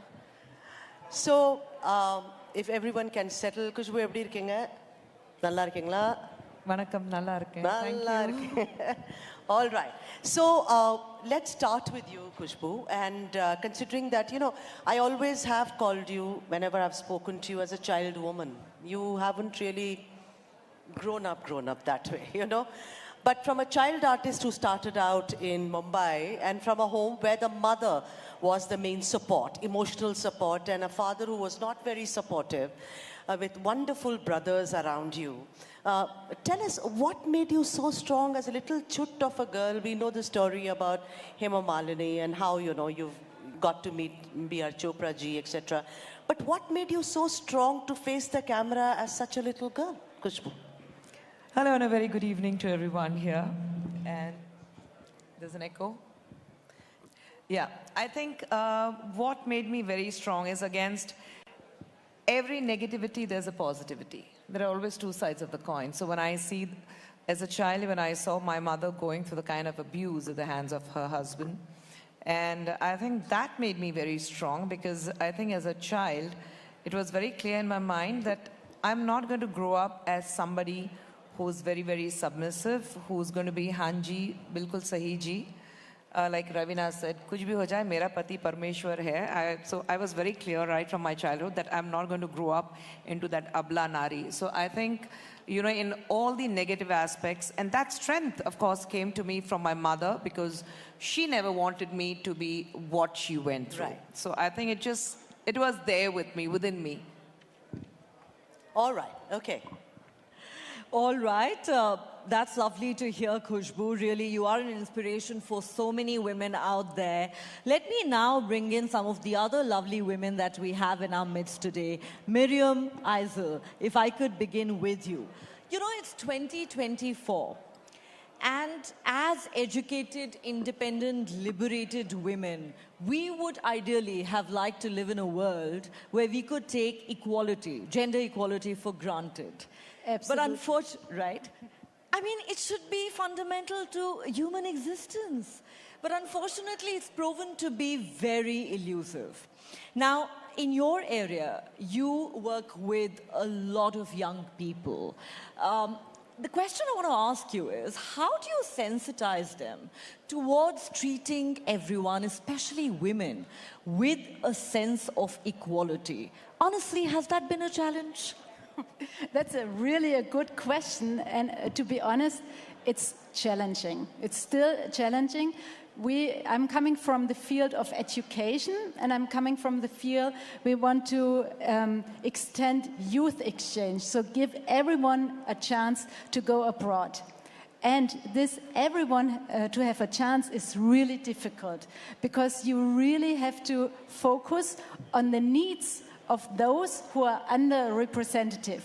And those are the ones who come from lower education, and those are often also the girls.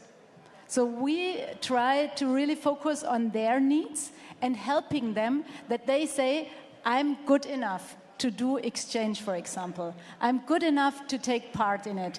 And this needs a lot of time to educate them. All right, and Julia Farr, you look wonderful today.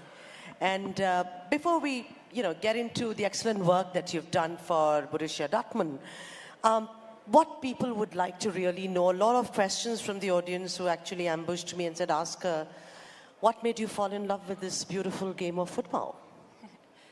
I would say the fact of being part of a team. I think football always connects people and unites people. And that makes it so special. I remember when I started playing the game myself, I was a very small girl, and back in the days, there weren't many opportunities for girls to play in a girls' team. So I started playing with boys in an all-boy team, and whenever we went somewhere for games, of course, everyone was looking at me, the only girl. But then, as soon as you are on the pitch and the game starts and kicks off, it doesn't matter anymore where you are from, who you are, or what you are. You just play the game, and that's what made me fall in love with it. Superb.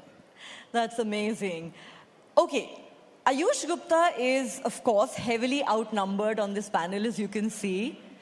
And as the only man on the panel, and since we're talking about Nari Shakti and he represents, the PSUs, the government sector, I'd say let's not miss out on this opportunity to put him on the spot. All right, Mr. Gupta, from newsrooms to boardrooms, I think we can all agree that we need many more women in decision-making and powerful roles. But unfortunately, the reality leaves a lot to be desired. The question I want to ask you is, we all know that it's still a huge challenge for women to smash the proverbial glass ceiling. What are organizations like yours, for instance, doing to level the playing field? And frankly, are they doing enough? See, first of all, being the only man here is making me a bit nervous, and let me admit that. But going forward to your question, and rightly said, whatever we said that we are doing this thing and that thing, the reality remains that still the numbers are very few at the top, and a lot more needs to be done by each and every organization, and not just the organization, I believe by the society at large. Because if we have to see the results, it's not just one organization or one particular sector which we can do. All the stakeholders, be it the educational institutes, academic institutes, be it the family or the society, the family members, or the companies or the organizations, all have to come together to make sure that women will not only reach at the top level or the board level positions. The journey has to start from a very early stage when we are talking of admissions to the educational institutes. So for example, when we talk of organization like GAIL, which is predominantly represented by 70% engineers. So unless we have a pool of engineers who are passing out from top IITs or the engineering institutes, the representation there of women passing out is still less than, say, 14 to 15%. So the pool itself at the entry level is getting limited, and because of which the progression or reaching to the top level gets limited. At an organizational level, many more programs like from an early stage mentoring to making sure a fair and equal opportunity is provided at each milestone in their career when they reach up to the top is really, really important. All right. Khushbu, today I think Prime Minister Narendra Modi is one of the prime ministers that we have who has spoken, appreciated and respect Tamil like no one can. Do you agree? I mean, Sengol, talk about Sengol. He talks about how Tamil is the most ancient language. He talks about how the culture needs to be preserved. Every speech of his, he has this respect for Tamil. I want to ask you, you were one of the first heroines who goes from Mumbai and starts speaking Tamil like a native. I mean, she speaks the language better than I think look at Selva Ganesh there, all the Tamils, you can't make out the difference. We tell our children, if she can learn it, you can learn it better. Khushbu, talk a little about it. I've heard, correct me if I'm wrong, I've heard that Kamal and Rajni sir, everyone encouraged you that, pesuma, parvalla, vandudum. See, if I speak Tamil very well, I would love to speak in Tamil, address this esteemed audience here in Tamil. But I don't know how many of you will understand, but irundalum Tamil பேசுறதுக்கு ஒரு மிகப்பெரிய பெருமை வேணும். ஏன்னா நம்ம நாட்டுடைய மிக சிறந்த ஒரு மொழி, பழையமான மொழி, and அந்த மொழி சொல்லும்போது நான் இன்னைக்கு தமிழச்சியாக தமிழகத்துல வாழும்போது எனக்கு ரொம்ப பெருமையா இருக்கு, and which translates that though I belong to Mumbai, for me to come to a place called Tamil Nadu and make a home there and speak the oldest language on this planet, I take a pride in calling myself as a Tamilian. Having said that, if I've started learning Tamil, yes, I've had a great help from my co-stars. But I definitely would like to give the credit to my co-workers, especially on the sets. you know, my lightmen, my production boys, my dancers, my fight choreographers and the fighters, you know, because they are the ones I used to basically converse with in Tamil, and they gave me the encouragement that speak. Even if it's wrong, it's fine, we will correct you, we will not make fun of you, but you speak the language. I remember my very first day shoot for my first Tamil film, Dharmathin Talaivan, where I was paired with Prabhu sir and Rajini sir and Suhasini were paired together. It was a remake of Kasme Wade, where I played Neetu Singh, to make it very simple. And I went to the set and I was zero in Tamil. So I was conversing with Rajini. So the very first day I had shoot with everyone. And Rajni sir was speaking to me in Marathi,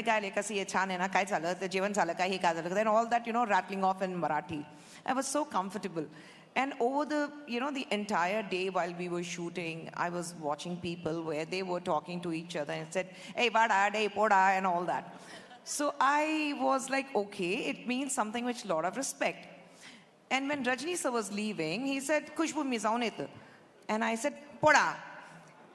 And the entire set just froze. And I'm like, okay, where did I go wrong? And then immediately Prabhu came forward and he said, you're not supposed to say poda. I said, why? He's saying it doesn't mean that you're saying with respect. It's in a very respectful manner. You say, okay, jao. And I'm like, okay. But Rajni sir was very gracious enough where he came, he patted my shoulder because he knew that I don't understand the language. So he patted my shoulder and he laughed and he said, it's okay, you will learn the language. So yes, my journey has been different, but I think I definitely would give the credit and to my driver, who was my driver then for a very, very long time. So I think I give the credit to all my co-workers more than my co-stars. I would give the credit to my co-workers for encouraging me to speak the language and for standing by me and tolerating my terrible Tamil that I spoke back then. So I think I owe it to them. And just a little bit of clarity, you don't say poda to someone, you don't say it usually, you can say it to a child, but you don't say it to somebody who's older, who's much respected, you say ponga. Like in Bengali, you say Jan. So that's the difference. We follow that protocol when it comes to Indian languages. Neha. All right, a fascinating discourse that about languages. I mean, you know, such a lovely reminder of the cultural diversity of this country. As they say, many Indias in this one India. All right, Miriam, let me come back to you. You know, there are a lot of youth exchange programs that you helm. You work with a lot of people who are immigrants, who come from different cultural backgrounds, low-income families, and also those who are differently abled. Now, when you add the female gender to the mix, does it get that much more challenging and complicated?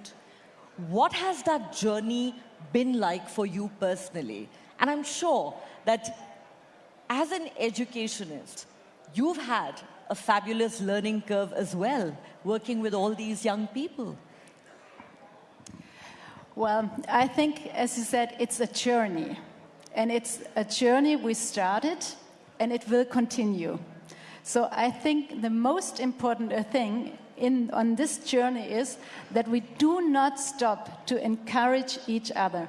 And I think this is the most important thing for the girls as well and for women, that we encourage each other. And we say, you can do it. I think that for men, this is a little bit different because they say, I can do it, I can do it. So, but we are sometimes a little bit more shy and say, oh no, I'm not that qualified and I can't do it because I'm a girl and I come from that background. But to challenge them really to say, you can do it and you are brave enough. And so we encourage the girls, for example, in special programs where we teach them in different sessions that also if they are coming from a migration background, from low-income families, they have the ability to achieve it. All right, Julia, you know, talking about football and how BVB Frauen became such a household name, the transition of the journey, as it were. We remember in 2019, you know, a banner, which no one can forget, is football is for everyone, women's team now. Right? And then 2 years later, the club delivered and BVB Frauen was formed. Talk a little about that journey. How easy and how exciting was that, Julia? You did your research. No, yeah, I think that was a very special journey that we started in Dortmund. We had always the men's football team. There was a women's handball team, but never a women's football team. And I think, yeah, the fans gave a bit of pressure to the club to look into this more curious, and that's what the club did. But then, giving a bit of like background insights, the club was actually sitting together with the fans and consulted them and asked them, how should we do it? We had the chance, or we had the option to just buy another club that's already existing, that already has a structure, and just play and take over their players, their league, and everything. Or we could have bought a license to start a little higher. But then the fans said to us as well, well, we are Dortmund, we are Borussia Dortmund. We come from a region which is a working class region. So it wouldn't be authentic if we go out and just start somewhere in the second Bundesliga or first Bundesliga already. So the fans decided with the club together that we go on a journey. We start from the lowest league. We start from the bottom and work our way up. And that's what we are doing. So everything that we are doing is very healthy, a healthy development, a healthy growth. And the fans are fully behind it. And that's what we wanted, to bring everyone together. Fabulous. All right. Mr. Gupta, if you could just indulge me for a moment. Before I come to you with my next question, I'd love to actually put a question to Khushbu, one of my favorites in this room. You know, Khushbu, we've talked, of course, about how language has never been a barrier for you. But I want you to focus for a moment on sexism in the film industry and misogyny in celluloid. You know, we'd like to believe we've come a long way. We have a lot of women-oriented movies being made. OTT platforms have revolutionized the entertainment industry, opened up a lot of doors. You know, Ravina was here some time back talking about how you know, she's in a way started her second innings and is getting to play some wonderful roles. But, you know, just when you think that we've made progress, we've come a long way, along comes a film like Animal. And it reignites this whole debate about how we project women on the big screen. Now, I don't know what your personal view on that movie are. I have very strong views, which I will keep to myself for now. You're also a member of the National Commission for Women. So when we talk about domestic violence, when we talk about misogyny that's projected in celluloid, how do you see it?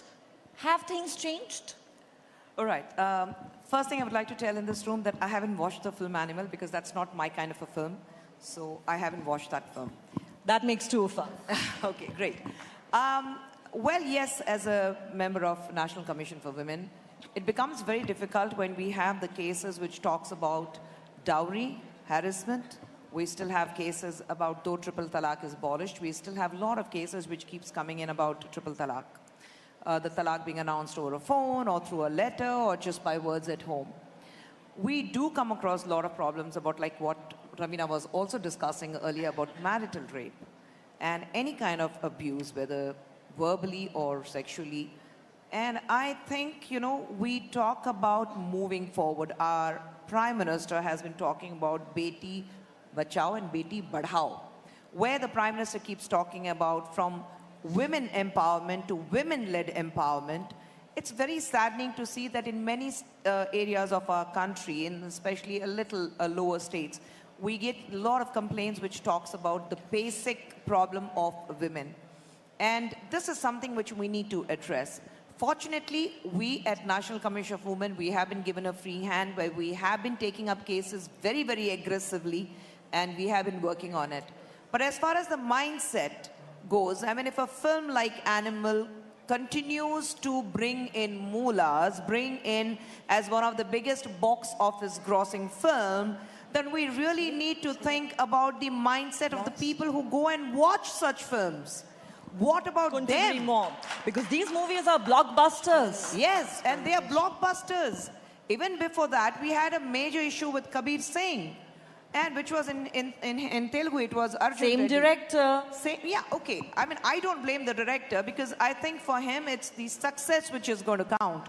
But I am talking about if there is something which is there out on a public forum where we talk about gender equality, we talk about equal respect to women, talking about her dignity, talking about how she should be projected and how she should be respected. And yet you come across a film like Animal and people throng to go and watch these kind of films. And they're all youngsters. They are men, they're all youngsters, they're educated youngsters. They say, oh, we love the film. And I'm like, guys, what's going on in your mind? I mean, I wouldn't want my girls to watch that film. And my girls did go and watch that film because they wanted to know what is it about. They came back and said, Amma, please don't watch that film. My girls warned me, don't go and watch that film.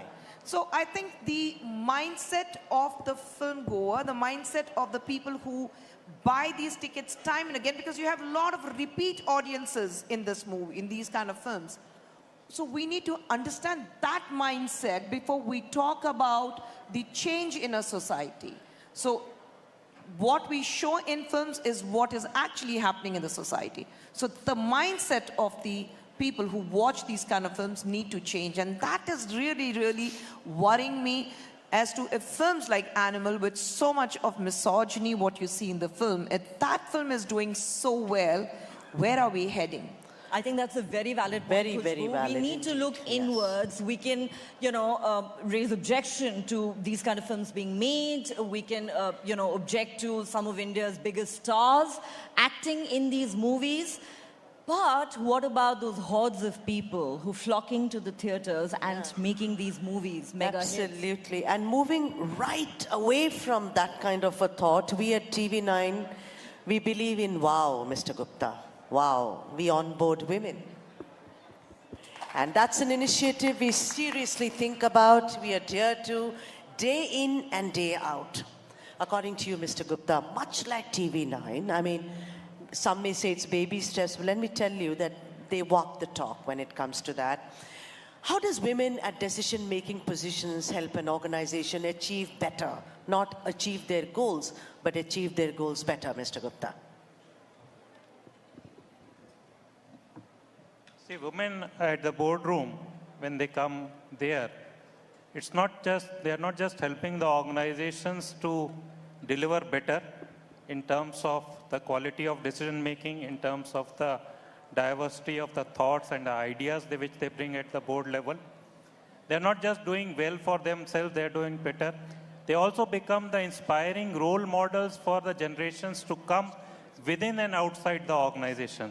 So this is the biggest achievement or the highlight, I would say. When women come at the top, they are not just doing well for themselves, they are doing well for the entire generation which they are following, they are looking forward to, and they learn and get inspired. And I believe that is what the theme of this year's International Women's Day also is, inspiring inclusion.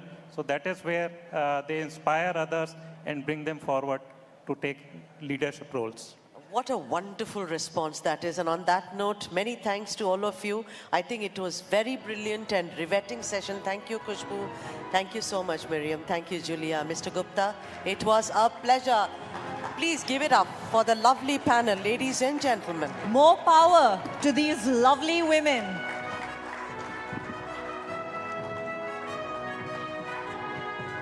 Thank you so much to our panelists. Thank you so much, Sudhaji. Thank you so much, Neha. A little bit of a photo ops. Maybe that can take place. What a riveting session, ladies and gentlemen. Talking about, movies, soft power, football, all encompassing what women bring to the table. Nari Shakti over there. All right. A round of applause. And with that, folks, that's a wrap on our session on female protagonist, the new hero. But it is now time to also put the spotlight on our presenting sponsor, because we must do that. TV9 What India Thinks Today Summit, Poonawalla FinCorp, ladies and gentlemen. Here's a short snippet. Take a look at that.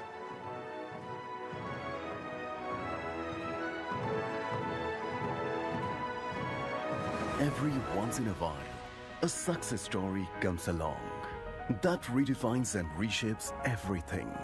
Welcome to the world of Poonawalla FinCorp, where upwards is the only way to go. We operate on a simple philosophy and vision to be the most trusted financial services brand and to help individuals and businesses to achieve more by offering the best-in-class customer-centric products and solutions.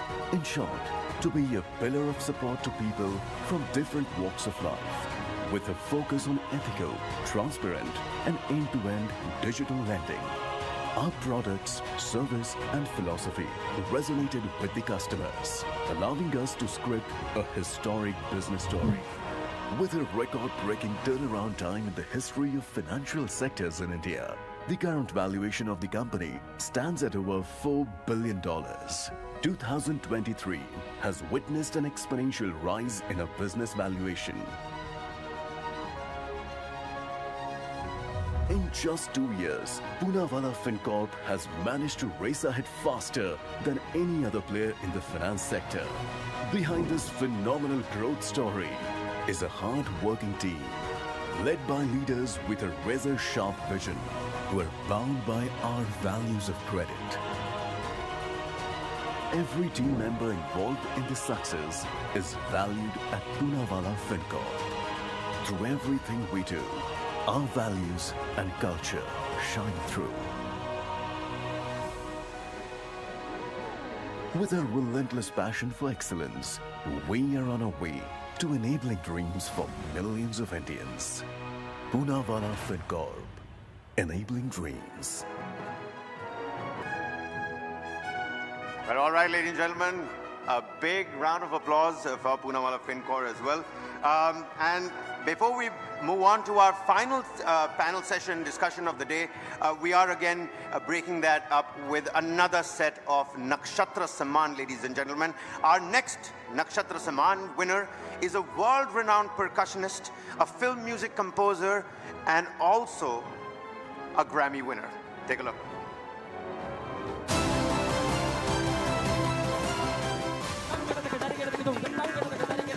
Classical or fusion. He can hit a high note in both worlds. The virtuoso's artistry knows no limits. Beats, rhythm, jugalbandi. He isn't just a percussionist. He is a storyteller who speaks through the universal language of music. TV9 Network Nakshatra Samman goes to the global star, V. Selva Ganesh. That's right, ladies and gentlemen. To present the award, let me please call on stage whole-time director at TV9 Network, Mr. Hemant Sharma. Please, would you please grace the occasion and the award section over there. Also joining him, can I please request Pierre Nobert, the CMO for Bundesliga International, to please come on stage onto the award section over there to hand over the award to our well, Kanjira King, V. Selva Ganesh, right here present amongst us. Ladies and gentlemen, put your hands together for V. Selva Ganesh, our next Nakshatra Award winner.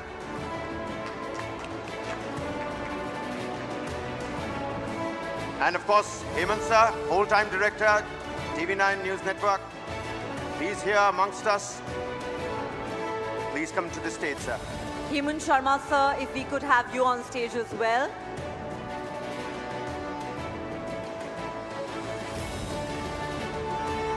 We're all right.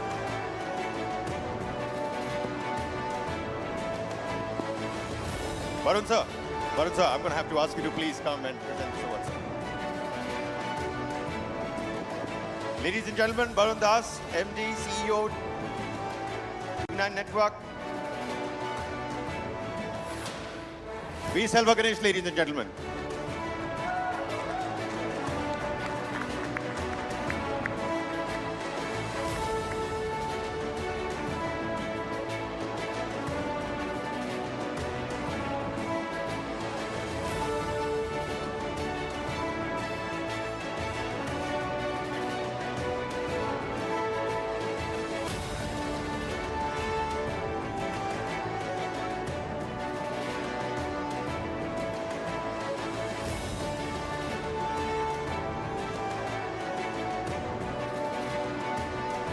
That's it. Thank you so much, sir. Many, many congratulations to you, sir. Thank you.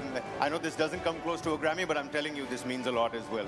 Thank you. At that, fruitful moment, let me ask you this. People have been reading up about this award, have been reading up about Shakti, have been reading up about your interviews where you've said that this is a historic moment for India. It's a major, major moment for India. But 46 years, and then another album comes. What has it been like working with these phenomenal people? I mean, Ustad Zakir Hussain Saab, you've got fantastic violinists and guitarists as part of Shakti.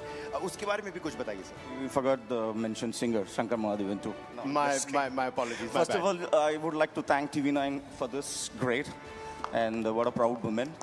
As you were saying, like 3 weeks back, I was holding something similar like this in America, in Los Angeles. So you were talking about Shakti. It's like recently, I mean, if you see it, that was the Shakti, woman power. So similarly, like, Shakti is like a power. This band, like, it's 50 years.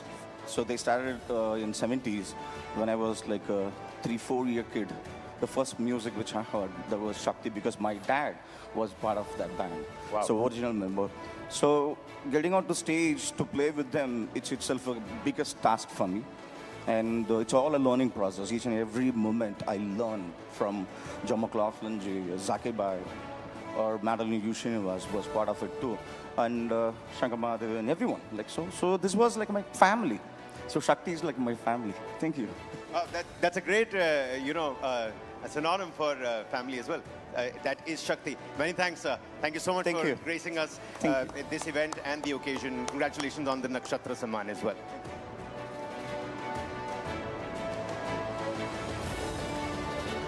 All right, Neha, over to you. Many, many congratulations to the winners. And with that, ladies and gentlemen, it's now time for the last and final panel discussion of the day, as our focus remains on India's soft superpower.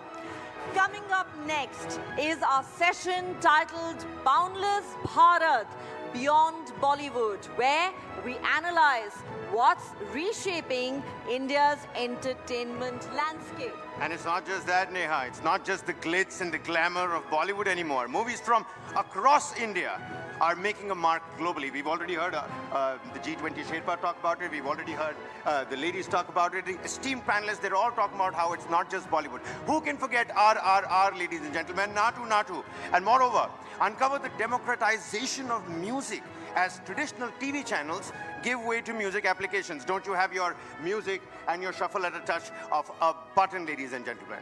And to talk about embracing innovation and creativity in this boundless era of Bharat, let's call on stage, ladies and gentlemen, put your hands together for Shekhar Kapoor, actor, director, producer. Mr. Shekhar Kapoor, if we could have you on stage, please. Next, let's please call on stage Mr. Ricky Cage. Can I please have you on stage? Music composer, humanitarian, and environmentalist. Next up, Christopher Ripley, CEO, Sinclair Broadcast Group. And of course, the man that we just presented the Nakshatra Samman with, V. Selva Ganesh, award-winning Indian percussionist. Ladies and gentlemen, before we call on the moderator, okay, there's a small little snippet, a video that we'd like to show you, ladies and gentlemen, about how Bharat is now boundless. It is beyond Bollywood, for sure. Take a look. Let's take a look at this AV.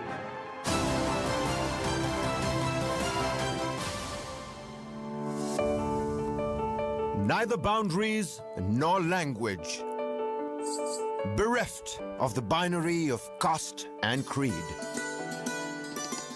Art unites a global family like no diplomacy does. Indian maestros are making the world dance to their tune. Reverberating through every soul, India moves from Bollywood only to Bollywood and. In this cosmic harmony of art and culture, the world is finally beginning to take note. Let's reaffirm the potential of boundless Bharat beyond Bollywood. An August gathering this is of some legends that we have in our midst tonight, ladies and gentlemen. Shekhar Kapoor, Ricky Cage, Christopher Ripley and V. Selva Ganesh. And in conversation with these amazing men will be my colleague, TV9 Network's Krishna Kumar. Thank you, thank you, thank you. It's been a wonderful evening. It's been such an exciting evening, such exciting conversations. And we're going to take this to the next level with this last panel discussion. Thank you, gentlemen. Again, I'm going to refer to you as a league of extraordinary gentlemen who've taken time out to be with us. I'm going to begin with a man who's been extraordinary for so long. You know, when we look at things like Hollywood, who goes out from India and makes Hollywood movies and wins Oscars? We didn't know we could do that in the first place. There was an Indian sitting over here who did it a long time ago, and we have people, multiple, they go and just win Grammy Awards every year and come back, also over here. I'm going to begin with the man who took India outside of India and made that name about Indian talent, Mr. Shekhar Kapoor. You're seeing what's happening. You're seeing Natu Natu being performed on Oscar stage. You've been on part of multiple Oscars ceremonies. Tell us, when you look at that, we are calling this beyond Bollywood for a reason. You're looking at films not made in the Hindi language in India, doing what they're doing. What does Shekhar Kapoor think when he looks at all of these things?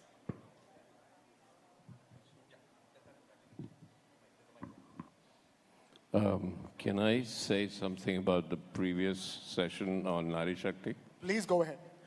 I don't know how many of us know that 65% of the agricultural labor force in India are women. And that they come to the fields, they work all day, they go home, they look after the babies, they look after their homes, they cook for them, they send their kids to school if they at all go to school, they come back. Without them, we'd all starve. So how can you not worship women in this country? We would starve without them. So let's get back to Wonderful Bollywood. message, sir. Wonderful message, sir. Absolutely. That's the reason why we spend so much time on Nari Shakti here at the inaugural of What India Thinks Today summit. For a reason we had that. We had such exemplary women on stage. So thank you for putting out that message. Just to take the conversation forward, women are our soft power, superpower. And so is our movies, our music. We make so many movies, such great movies in so many different languages. We make music, classical music, folk music, music Ricky Cage makes, which usually people from America make, and that, we Indians are winning awards for. But, talking about a true global Indian, taking India outside. Yeah. And now, when you've already taken India outside with your great talent, but I really want to come back to that. Who here knows what is the one Indian film that is the biggest hit internationally so far? Biggest international hit Indian film. Adjusted for box office and inflation, the biggest hit to date is Avara. If you adjusted it today, Raj Kapoor's Avara has been the biggest Indian hit ever. So this is not a new phenomenon. There was a time when I first went overseas that people from all over Eastern Europe, I went in to repair my watch in Los Angeles, and the guy sat there and looked at me and said, "You're from India?" I said, "Yes." He said, "Avara hoo." I went to Russia, and they especially said, "Oh, you're Kapoor, Raj Kapoor, Raj Kapoor." I was given a suite at the hotel, and I hadn't got the guts to say, "I'm not related to Raj Kapoor." So Indian films, actually we lost out because Hollywood came and they had the marketing muscle. And with this huge marketing muscle, they edged us out because at that time, India was going through a foreign exchange problem. We didn't. Now we are back. Now we are back with such a bang. And I promise you, and then you can take the discussion here, because, can I say this? Please go ahead. You know what our Prime Minister says is $5 trillion economy? I promise you here, with the new technology of AI, we will deliver an extra $1 trillion with Indian content. And I've not picked out this figure. I work with technology all the time. AI is going to make, because there are more teenagers in India than anywhere else in the world. There are more young people. And the new filmmakers that will go out and conquer Hollywood, you know where they are right now? They're in the slums of Dharavi sitting, trying to learn animation. And they will go on with this new technology called Sora. They'll come out, they're making 1-minute films when they'll make half-an-hour films, and you'll find this little kid from Dharavi suddenly getting an Oscar because they have the hunger. We have the hunger. We want to go out and conquer the world. For too long we've been dominated. Too long, as our Prime Minister says, we are finally giving up the colonial mindset. We're finally giving up the fact that we were ruled by white people once. We're finally giving that up. And these kids, I've seen them, they are going to conquer us. And new technology, AI, is going to give us an extra $1 trillion a year in our economy. What a word. From the man who taught the world from India how to make a film on Elizabeth. Let's hold that thought for a moment. A guy from India taught the world how to tell the story of Elizabeth. I'm going to come to the Grammy winners in just a bit, since Mr. Shekhar Kapoor spoke such important things about Hollywood and their marketing might, which is the reason why we weren't there. I'm going to take this conversation to Mr. Christopher Ripley and then bring it back to Mr. Selva Ganesh and Ricky Cage. Mr. Ripley, what can we learn as India, lessons from that marketing might of Hollywood? Because we're seeing Korean art and culture doing the same thing. You know, it's India's turn, isn't it? Indian content's turn, isn't it? After Hollywood and Korean art and cinema. Well, first, there's been a lot of talk about soft power. And I think of soft power sort of like being cool. And the surest way to be uncool is to try really hard to be cool. And so soft power is very similar to that. It can only be a byproduct. It cannot be the main objective. The main objective is great content, great culture, great production value, being the best in your genre. Those are the lessons from Hollywood that India, I think, is on the cusp of nailing a bunch of those categories. When you do that, you get soft power. All right, great content, great culture, great production. Fair point, I would say. Talking about culture, to the Grammy men on the stage, India, I mean, look at the music that India has. And often, for the longest time, it's always been movie songs, Bollywood songs, is the only export. Now that's changed. Now that's changing. We have people like Ricky Cage going every day, Grammys again this year. Another award this year. That's how it's seeming like. So, Ricky, what has changed in the way the world is perceiving Indian music? Because as in India, we have Carnatic music, Hindustani music, Dhrupad in classical forms, and then a plethora of folk music, from Rajasthani to Tamil folk to, all kinds of folk music in Eastern India, Bengal, Bauli music, tons of different kinds of music happening. Tell us, has the world woken up to the fact that India has so much to offer in terms of music alone? So thanks for that question, first of all. So I've got some insight into this, and my opinion is a little unpopular, and my opinion is a little controversial, but I will nevertheless put it out. We love stuff like that. Please go ahead. So, in my opinion, I feel that, or let me put it back, let me make a more personal comment. While I was growing up, I would travel very often to the United States, and I would watch a whole lot of Bollywood musicians and Bollywood composers perform concerts across America. Sometimes I would watch them even in Europe, I would watch them in Russia, watch them in all these different countries.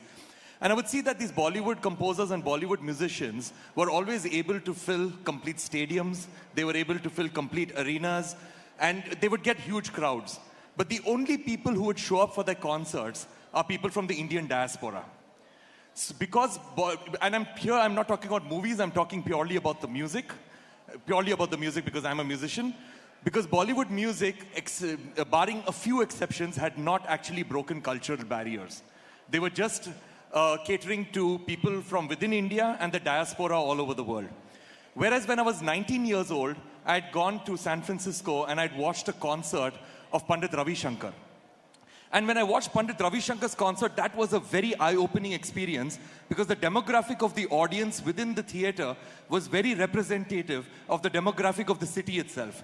The city had a 70% Caucasian population. It was 70% Caucasian population in the theater, 5% Asian population in the city, 5% Asian population inside the theater. And I realized that this gentleman, Pandit Ravi Shankar, is playing pure Indian classical music and traditional music And he's able to break cultural barriers so much so that he is exposing people who would normally not be exposed to Indian culture and music. And he was getting them to pay a large ticket price to actually watch him perform.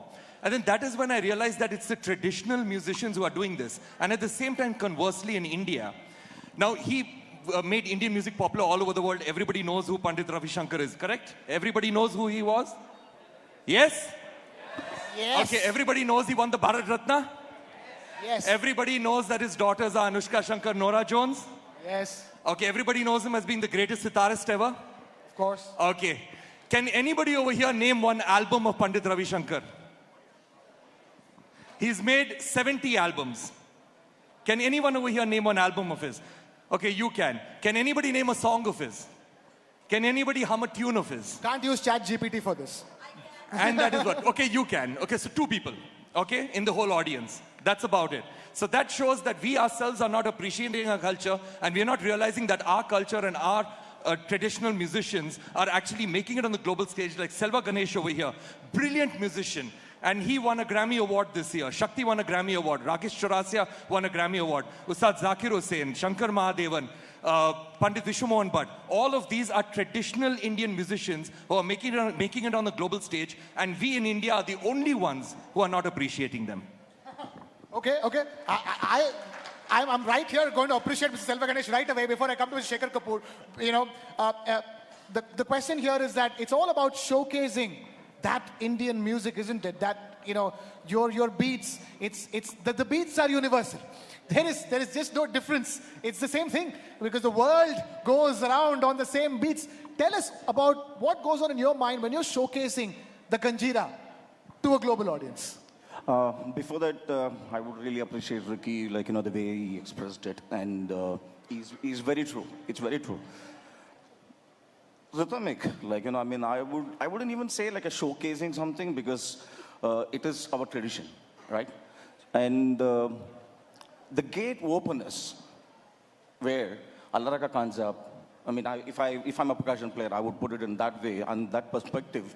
Allah Ka Kanjab, Saad Zakir Hussain, Zakir Bhai, they've already opened it. So it became easier for us. We don't have to do anything. We just do our best. We just give our 100%. That's it.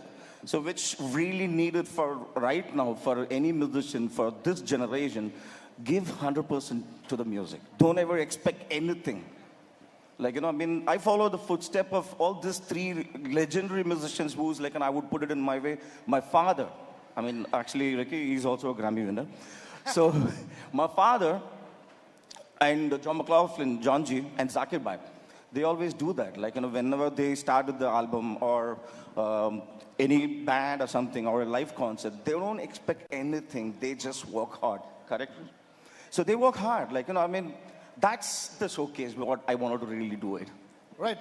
Since so much of talk about Pandit Ravi Shankar, the first ever Grammy nomination for India, this is FYI, was for Pandit Ravi Shankar's Sound of Sitar back in 1967. We've come a long way since then. In the last 10 years alone, Indians have picked up 8 Grammys. And he won the Lifetime Achievement Award also.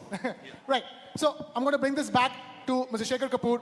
So music clearly has taken new tones. It's not just Bollywood songs anymore. There's so much of Indian music to be showcased. We hear you're planning to do Masoom 2. That's what we understand. How many of you want to watch Masoom 2? Look at that. Everybody wants to watch Masoom 2.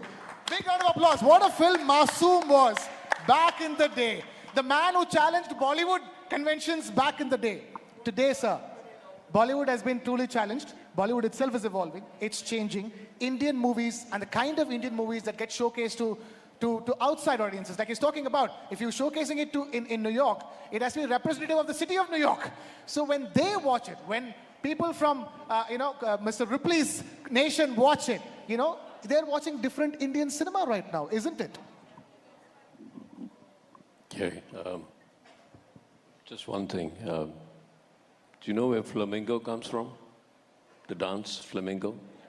From Rajasthan. So Indian forms and Indian traditional music has traveled for centuries. And it only stopped in Spain because it couldn't cross the ocean, right? And that's why flamenco stayed there. What was your question? Question is that, like the way you challenged Bollywood conventions back with Masoom and Mr. India. You know, one of the things is something we need to take advantage of. The West has plateaued. The West has run out of stories. And one of your questions is, why are the Koreans doing so well? Because the East is a whole repository of stories. It's time for us to tell our stories. It's time for us to find the confidence to go out. And there's no greater repository of stories than India. I mean, there's one book that nobody's heard about called Mahabharata, right? Anybody heard about Mahabharata? No, okay. It has every story possible in the world inside that one tale of Mahabharata. So we have the stories, and the West has run out of stories. So it is time for us to go out and conquer the world with our stories. And I say conquer the world, there's a very big reason. When I was a kid, I was in university, what did I want to do? I wanted to wear jeans because they sold me jeans. I wanted to go to Harvard because they sold me Harvard. I wanted to speak American accent because they sold me the American accent. That day's gone. Those days are gone. We no longer are dominated, created by the West that had this incredible marketing machine. But they don't have any more stories. We're the ones. Now we have to go out and be very forceful. It's not just going to happen. And what is on our side is, number one, India. It's a young people's game, right? India has the largest number of teenagers anywhere in the world. Technology is a young person's game. AI is coming in, changing the world. We need to be confident now. And the world has already said, Korea has shown us. There was a time when I saw that there were two Korean stories. There was Squid Games, that was the biggest hit on Netflix, and there was this other American film about Chinese in America. I forget the name. Something about bangles or kada. Yeah. But the interesting thing about it is there was not a single white American in that film. There was only white man, one white man, and guess what that white man was doing? Yes, boss. And I thought, hang on, that's what Indians used to do in English films. Yes, boss. Life is changing. The world is changing. We have the stories, but everyone in the room here, and TV9, thank you for saying this, and thank you for putting us up here to actually come up and encourage Indian filmmakers to say, it's not just India. You have the world, you have the capacity, and technology is helping you. Everything is helping you. Do you know, when I was offered Elizabeth, I said no 3 times. And then I sat down and I said, I'm Indian. I've been asked to make a film about Elizabeth, and she conquered us. Colonization started with her, and I was a colonized person. And then I picked Kate Blanchett, her first film, Kate Blanchett, I found her. And she said, oh, I'm Australian. I was colonized. So we were a lot of colonial people that sat down and said, how do we teach the British a lesson about their own culture and make a film about their own queen? You did. You taught them a lesson on telling their own story. Yeah. And then I sat down and said, who am I? Because art comes through you, right? Art cannot come from somewhere exterior. So I said, okay, I'm not British. I'm not American. I'm Asian. So we all sat down, we hatched a plan, and I called Richard Attenborough. I said, I want you to play a part in it. He said, oh, I don't have the time, they're not paying me enough. And I said, Mr. Attenborough, we allowed you to make Gandhi in India. You have to allow me to make Elizabeth, and you have to be part of it. So you got to fight back. It's not going to be easy. Colonization, you know, our country, Gandhiji and everybody, and our Prime Minister said, get out of that slavery mindset, get out of the colonial mindset. Our film industry has to get out of, hum to sirf India ke liye film banate hain. We have to get out. The world's our oyster. You went out. All of you guys went out. I went out. The world has to follow. For years, I waited for another filmmaker to come. Nahi ji, India bahut acha market hai. 1,000 crores? Hang on. There's a film in America just made $1.5 billion. What are you talking? Right? And so look at it, Bobby, about a doll. So we can do that. I'm saying this because you've given me this platform to tell people, get out there. Just get out there. Be the first people to go out and colonize the world with your stories. We were colonized by their stories. Now let's go colonize with our stories. Yes? So let's go. Recolonize with our stories. What a message. Ricky, I'm going to come to Mr. Ripley, the talented Mr. Ripley, to talk about technology and the part that it could play. You're laughing so much because that's what you're doing with the kind of awards you're winning. You know, like, you know, when an A.R. Rahman wins a Grammy, it's again for a movie made by somebody who's technically Scottish, and he's trying to do an Indian Bollywood kind of a music for that. And the kind of music for which you won Grammy Award is usually not the Indian Asian types, right? The category in which you won. So in that sense, you're also teaching the world a lesson that Indians can now do this, that what they've been doing all this while. I would look at it from that perspective, actually. Oh, come on, you were just clapping along for what he was talking about. No, I wouldn't look at it from that. I wouldn't look at it from that perspective. But you know, at the end of the day, you know, I mean that we are talking about the Grammys a lot over here. But the thing is that the Grammys is the only international award for music that exists today. And that is a little bit of a problem right there because it's an American award.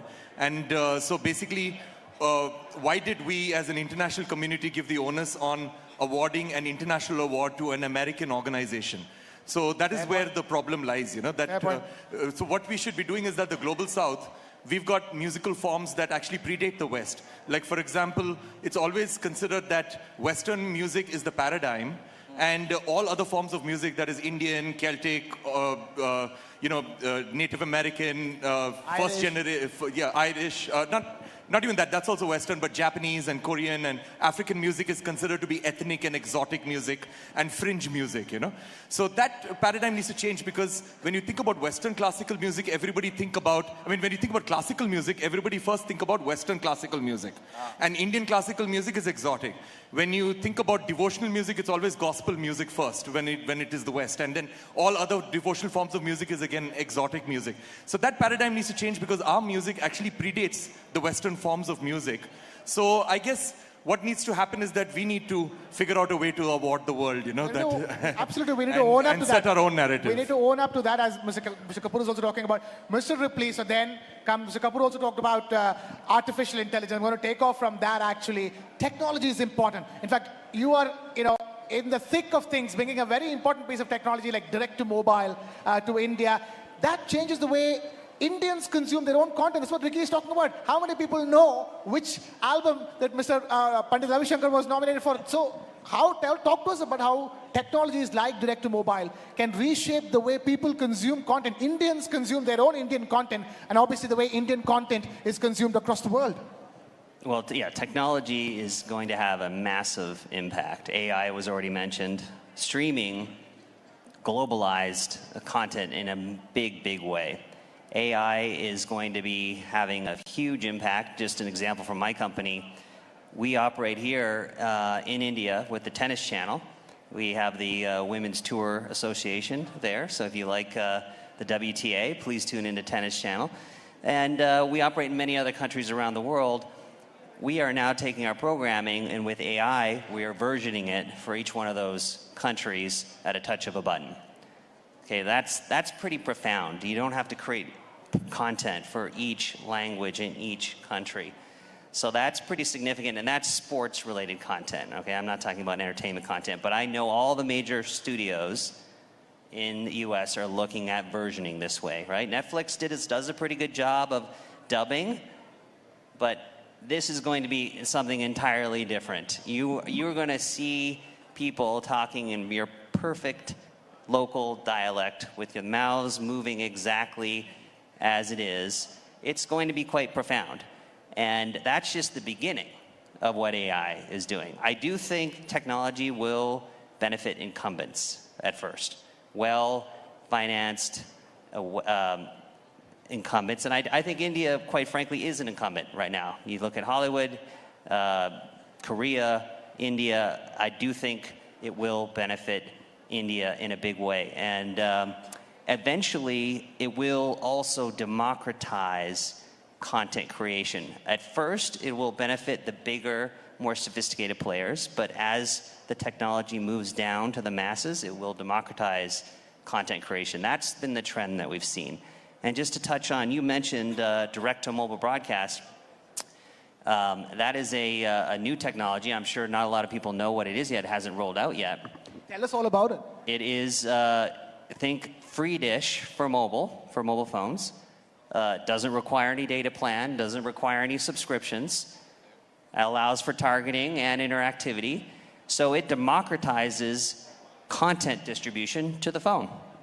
And it will inevitably spawn new content types, open up new avenues to content creators, and it should be coming to India soon. And in fact, it will be first in the world here in India. Wow. So, Mr. Kapoor, you wanted to say something? I Please was go going to take up on AI because... Go ahead, sir. I was sitting with somebody in the Singapore FinTech and they say, well, what about everybody's jobs? Everybody's jobs will change. And I looked behind me and there was a cleaning lady who was cleaning, and obviously she was older and she had arthritis in her legs and she was in pain. She wanted us to leave the restaurant so she could get on with the job. And I said, okay, you think AI is all about jobs, and you also said it'll go with the big players. I don't agree with that. I'll tell you why. Because here, everybody told me there'll be a big digital divide. Soon a beggar will come with a Paytm machine to you or whatever and say, hey, just have that. It was like that. The digital divide, there was no digital divide. India caught on like that. Everybody's on it. So AI will do the same thing. But let's look at that lady. I said, ask her, are you happy with the job? She'll say, no. Do you want change? She'll say, yes. I said, that's 97% of the population of the world. You 3% are sitting on the top and saying, we don't want change because you're sitting on the top. What AI is going to give is that 97% of the people will have a chance to express themselves, to find different things about themselves, to find different ways of living, to expand their consciousness. And when consciousness expands, it moves like that. And that's what AI is going to do. So now you have an organization which is a pyramidal structure. What are you going to do when the cleaning lady has exactly the same tools, the same knowledge through AI as the CEO does? Who's going to run the company? That's the existential change that is coming. Now, I'm a content filmmaker. I'm saying, I know where my competition is coming from a kid sitting in a slum somewhere saying, I can do better than this guy. And AI has given the tools to them. That's my competition. And that's the kid that millions and millions of kids in India are going to go out and make films, and they, through your technology and through streaming and everything, they have the ability to put it out to the world. We're on a roll. It's going to be an exciting world. It's an exciting world. Selva Ganesh, where is your next competition coming from? Considering you have direct to mobile coming, technology coming, artificial intelligence literally, invading all of our lives. Where is the competition for Selva Ganesh coming from? It's actually bad for musicians. No, just imagine, when I grew up, there was a cassette, right? So then it became a CD. Then it became now everything is on the phone. And now you cannot fool around. You can just say this. People say, no, you're wrong. It's there. I'll tell you who did what. So competition, do you think it was not there when the cassette player was there? It was there all over. So that's why I said you just work with your mind, with your heart. Music is more like that. So I go with my heart, what it says, and then I just do it. And so there is no competition for that. I would definitely say there is no competition. Right. So Indians should actually believe in the power of AI, in their ability to take their art to the world, isn't it? Yeah. So again, my view on AI is very simple. A few years ago, maybe about 24, 25 years ago, you could actually create the sounds of musical instruments, which we do now very regularly. You can create the sounds of musical instruments using a computer.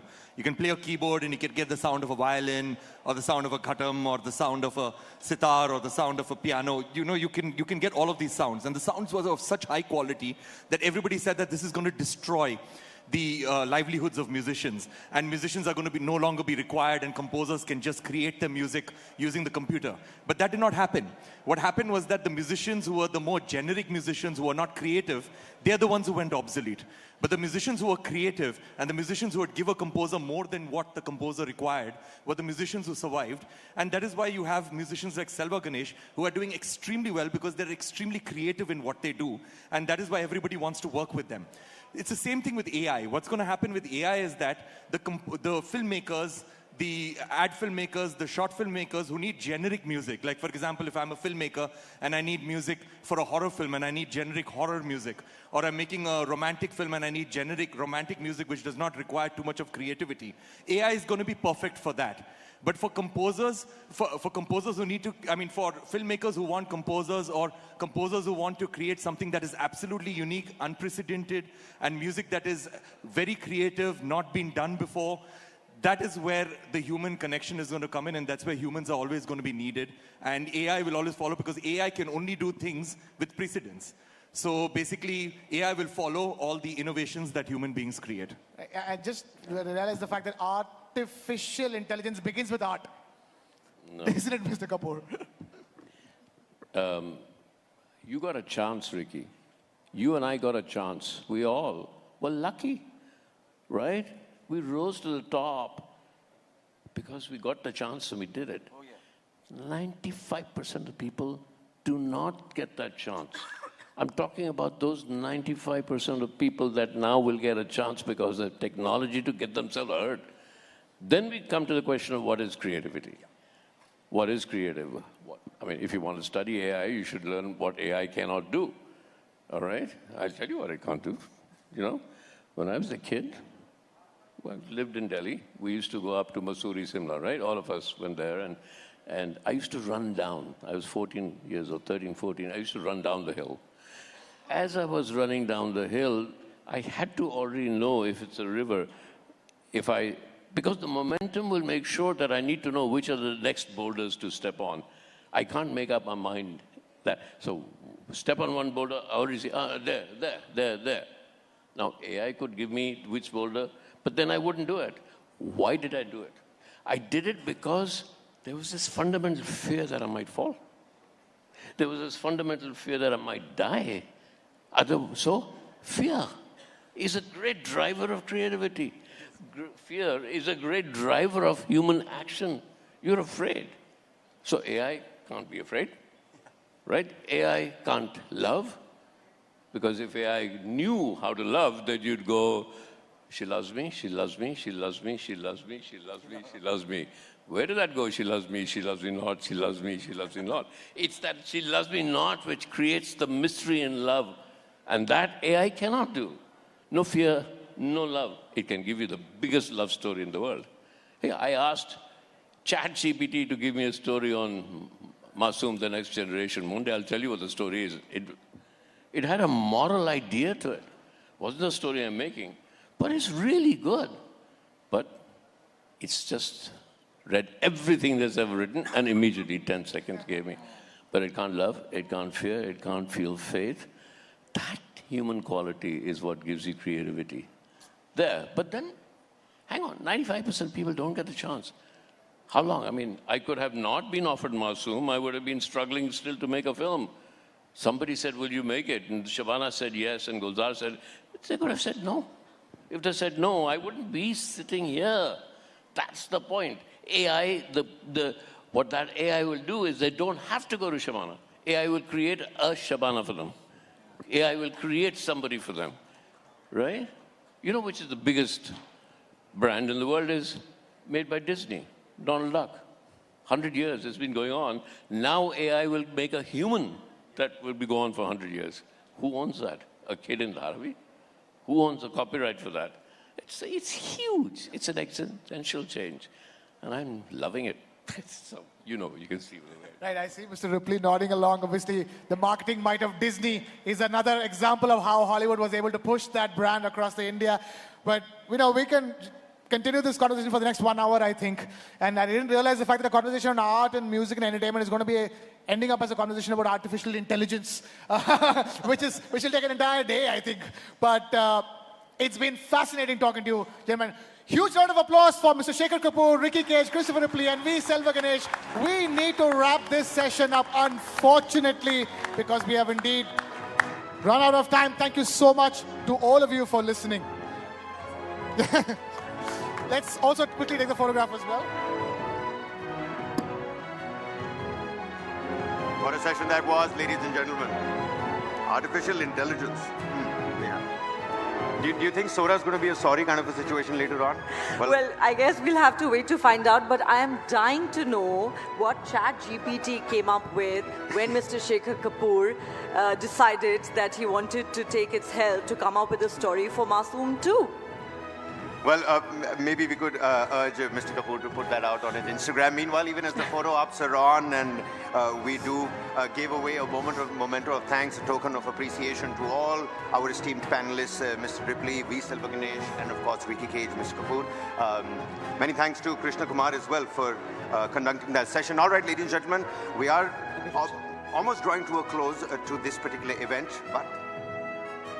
Well, we still have something special lined up for you. Before we, of course, let the gentlemen leave the stage, I'd just like to say, Mr. Shekhar Kapoor, we are indeed looking forward to Masoom 2, and I know I don't need to say this, but the story must come from you, not from ChatGPT, please. Well, all right then, ladies and gentlemen. Next up, very quickly, before we draw a close on day one of TV9 What India Thinks Today, our next Nakshatra Samman winner, ladies and gentlemen. And, you know, do pay close attention here, because this is someone who is a box office king, a star rather, Neha, who has captured the nation's attention. Before we move on, here's a quick snippet. Take a look.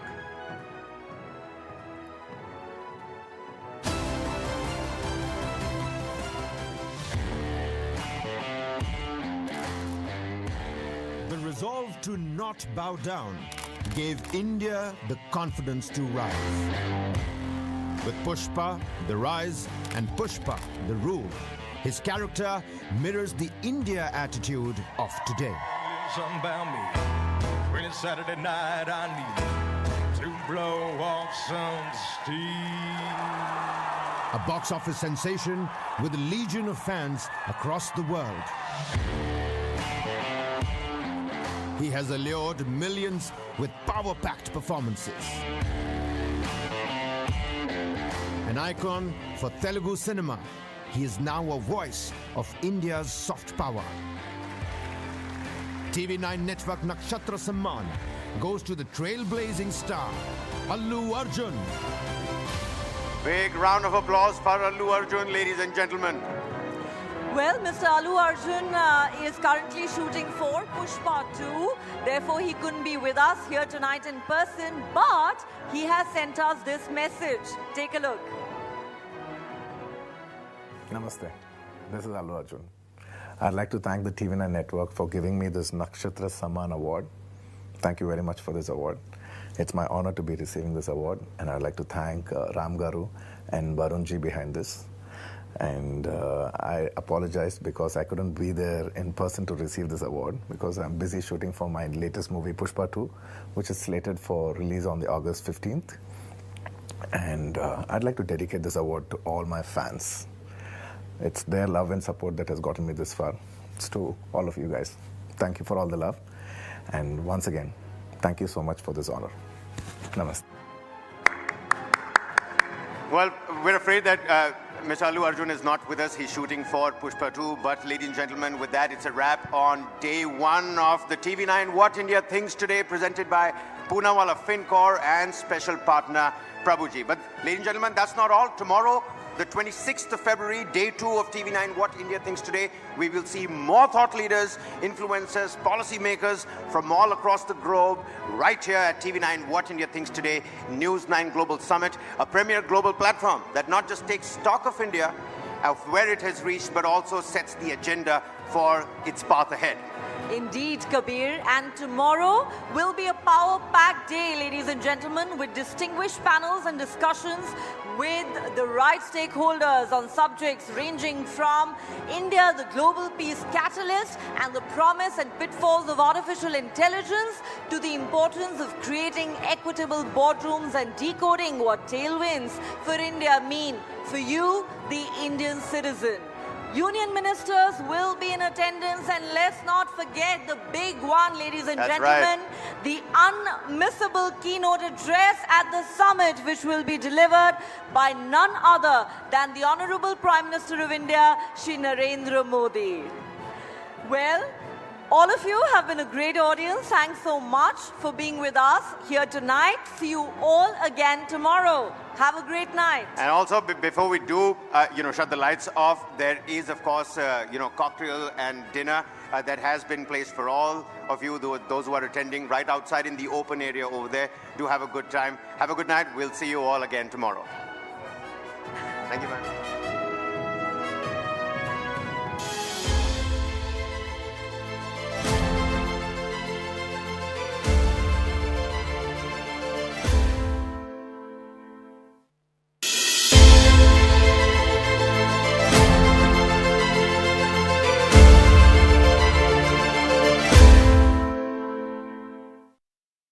The Union Minister of Sports, Youth Affairs and Information and Broadcasting, Sri Anurag Thakurji, distinguished guests, ladies and gentlemen, welcome to the inaugural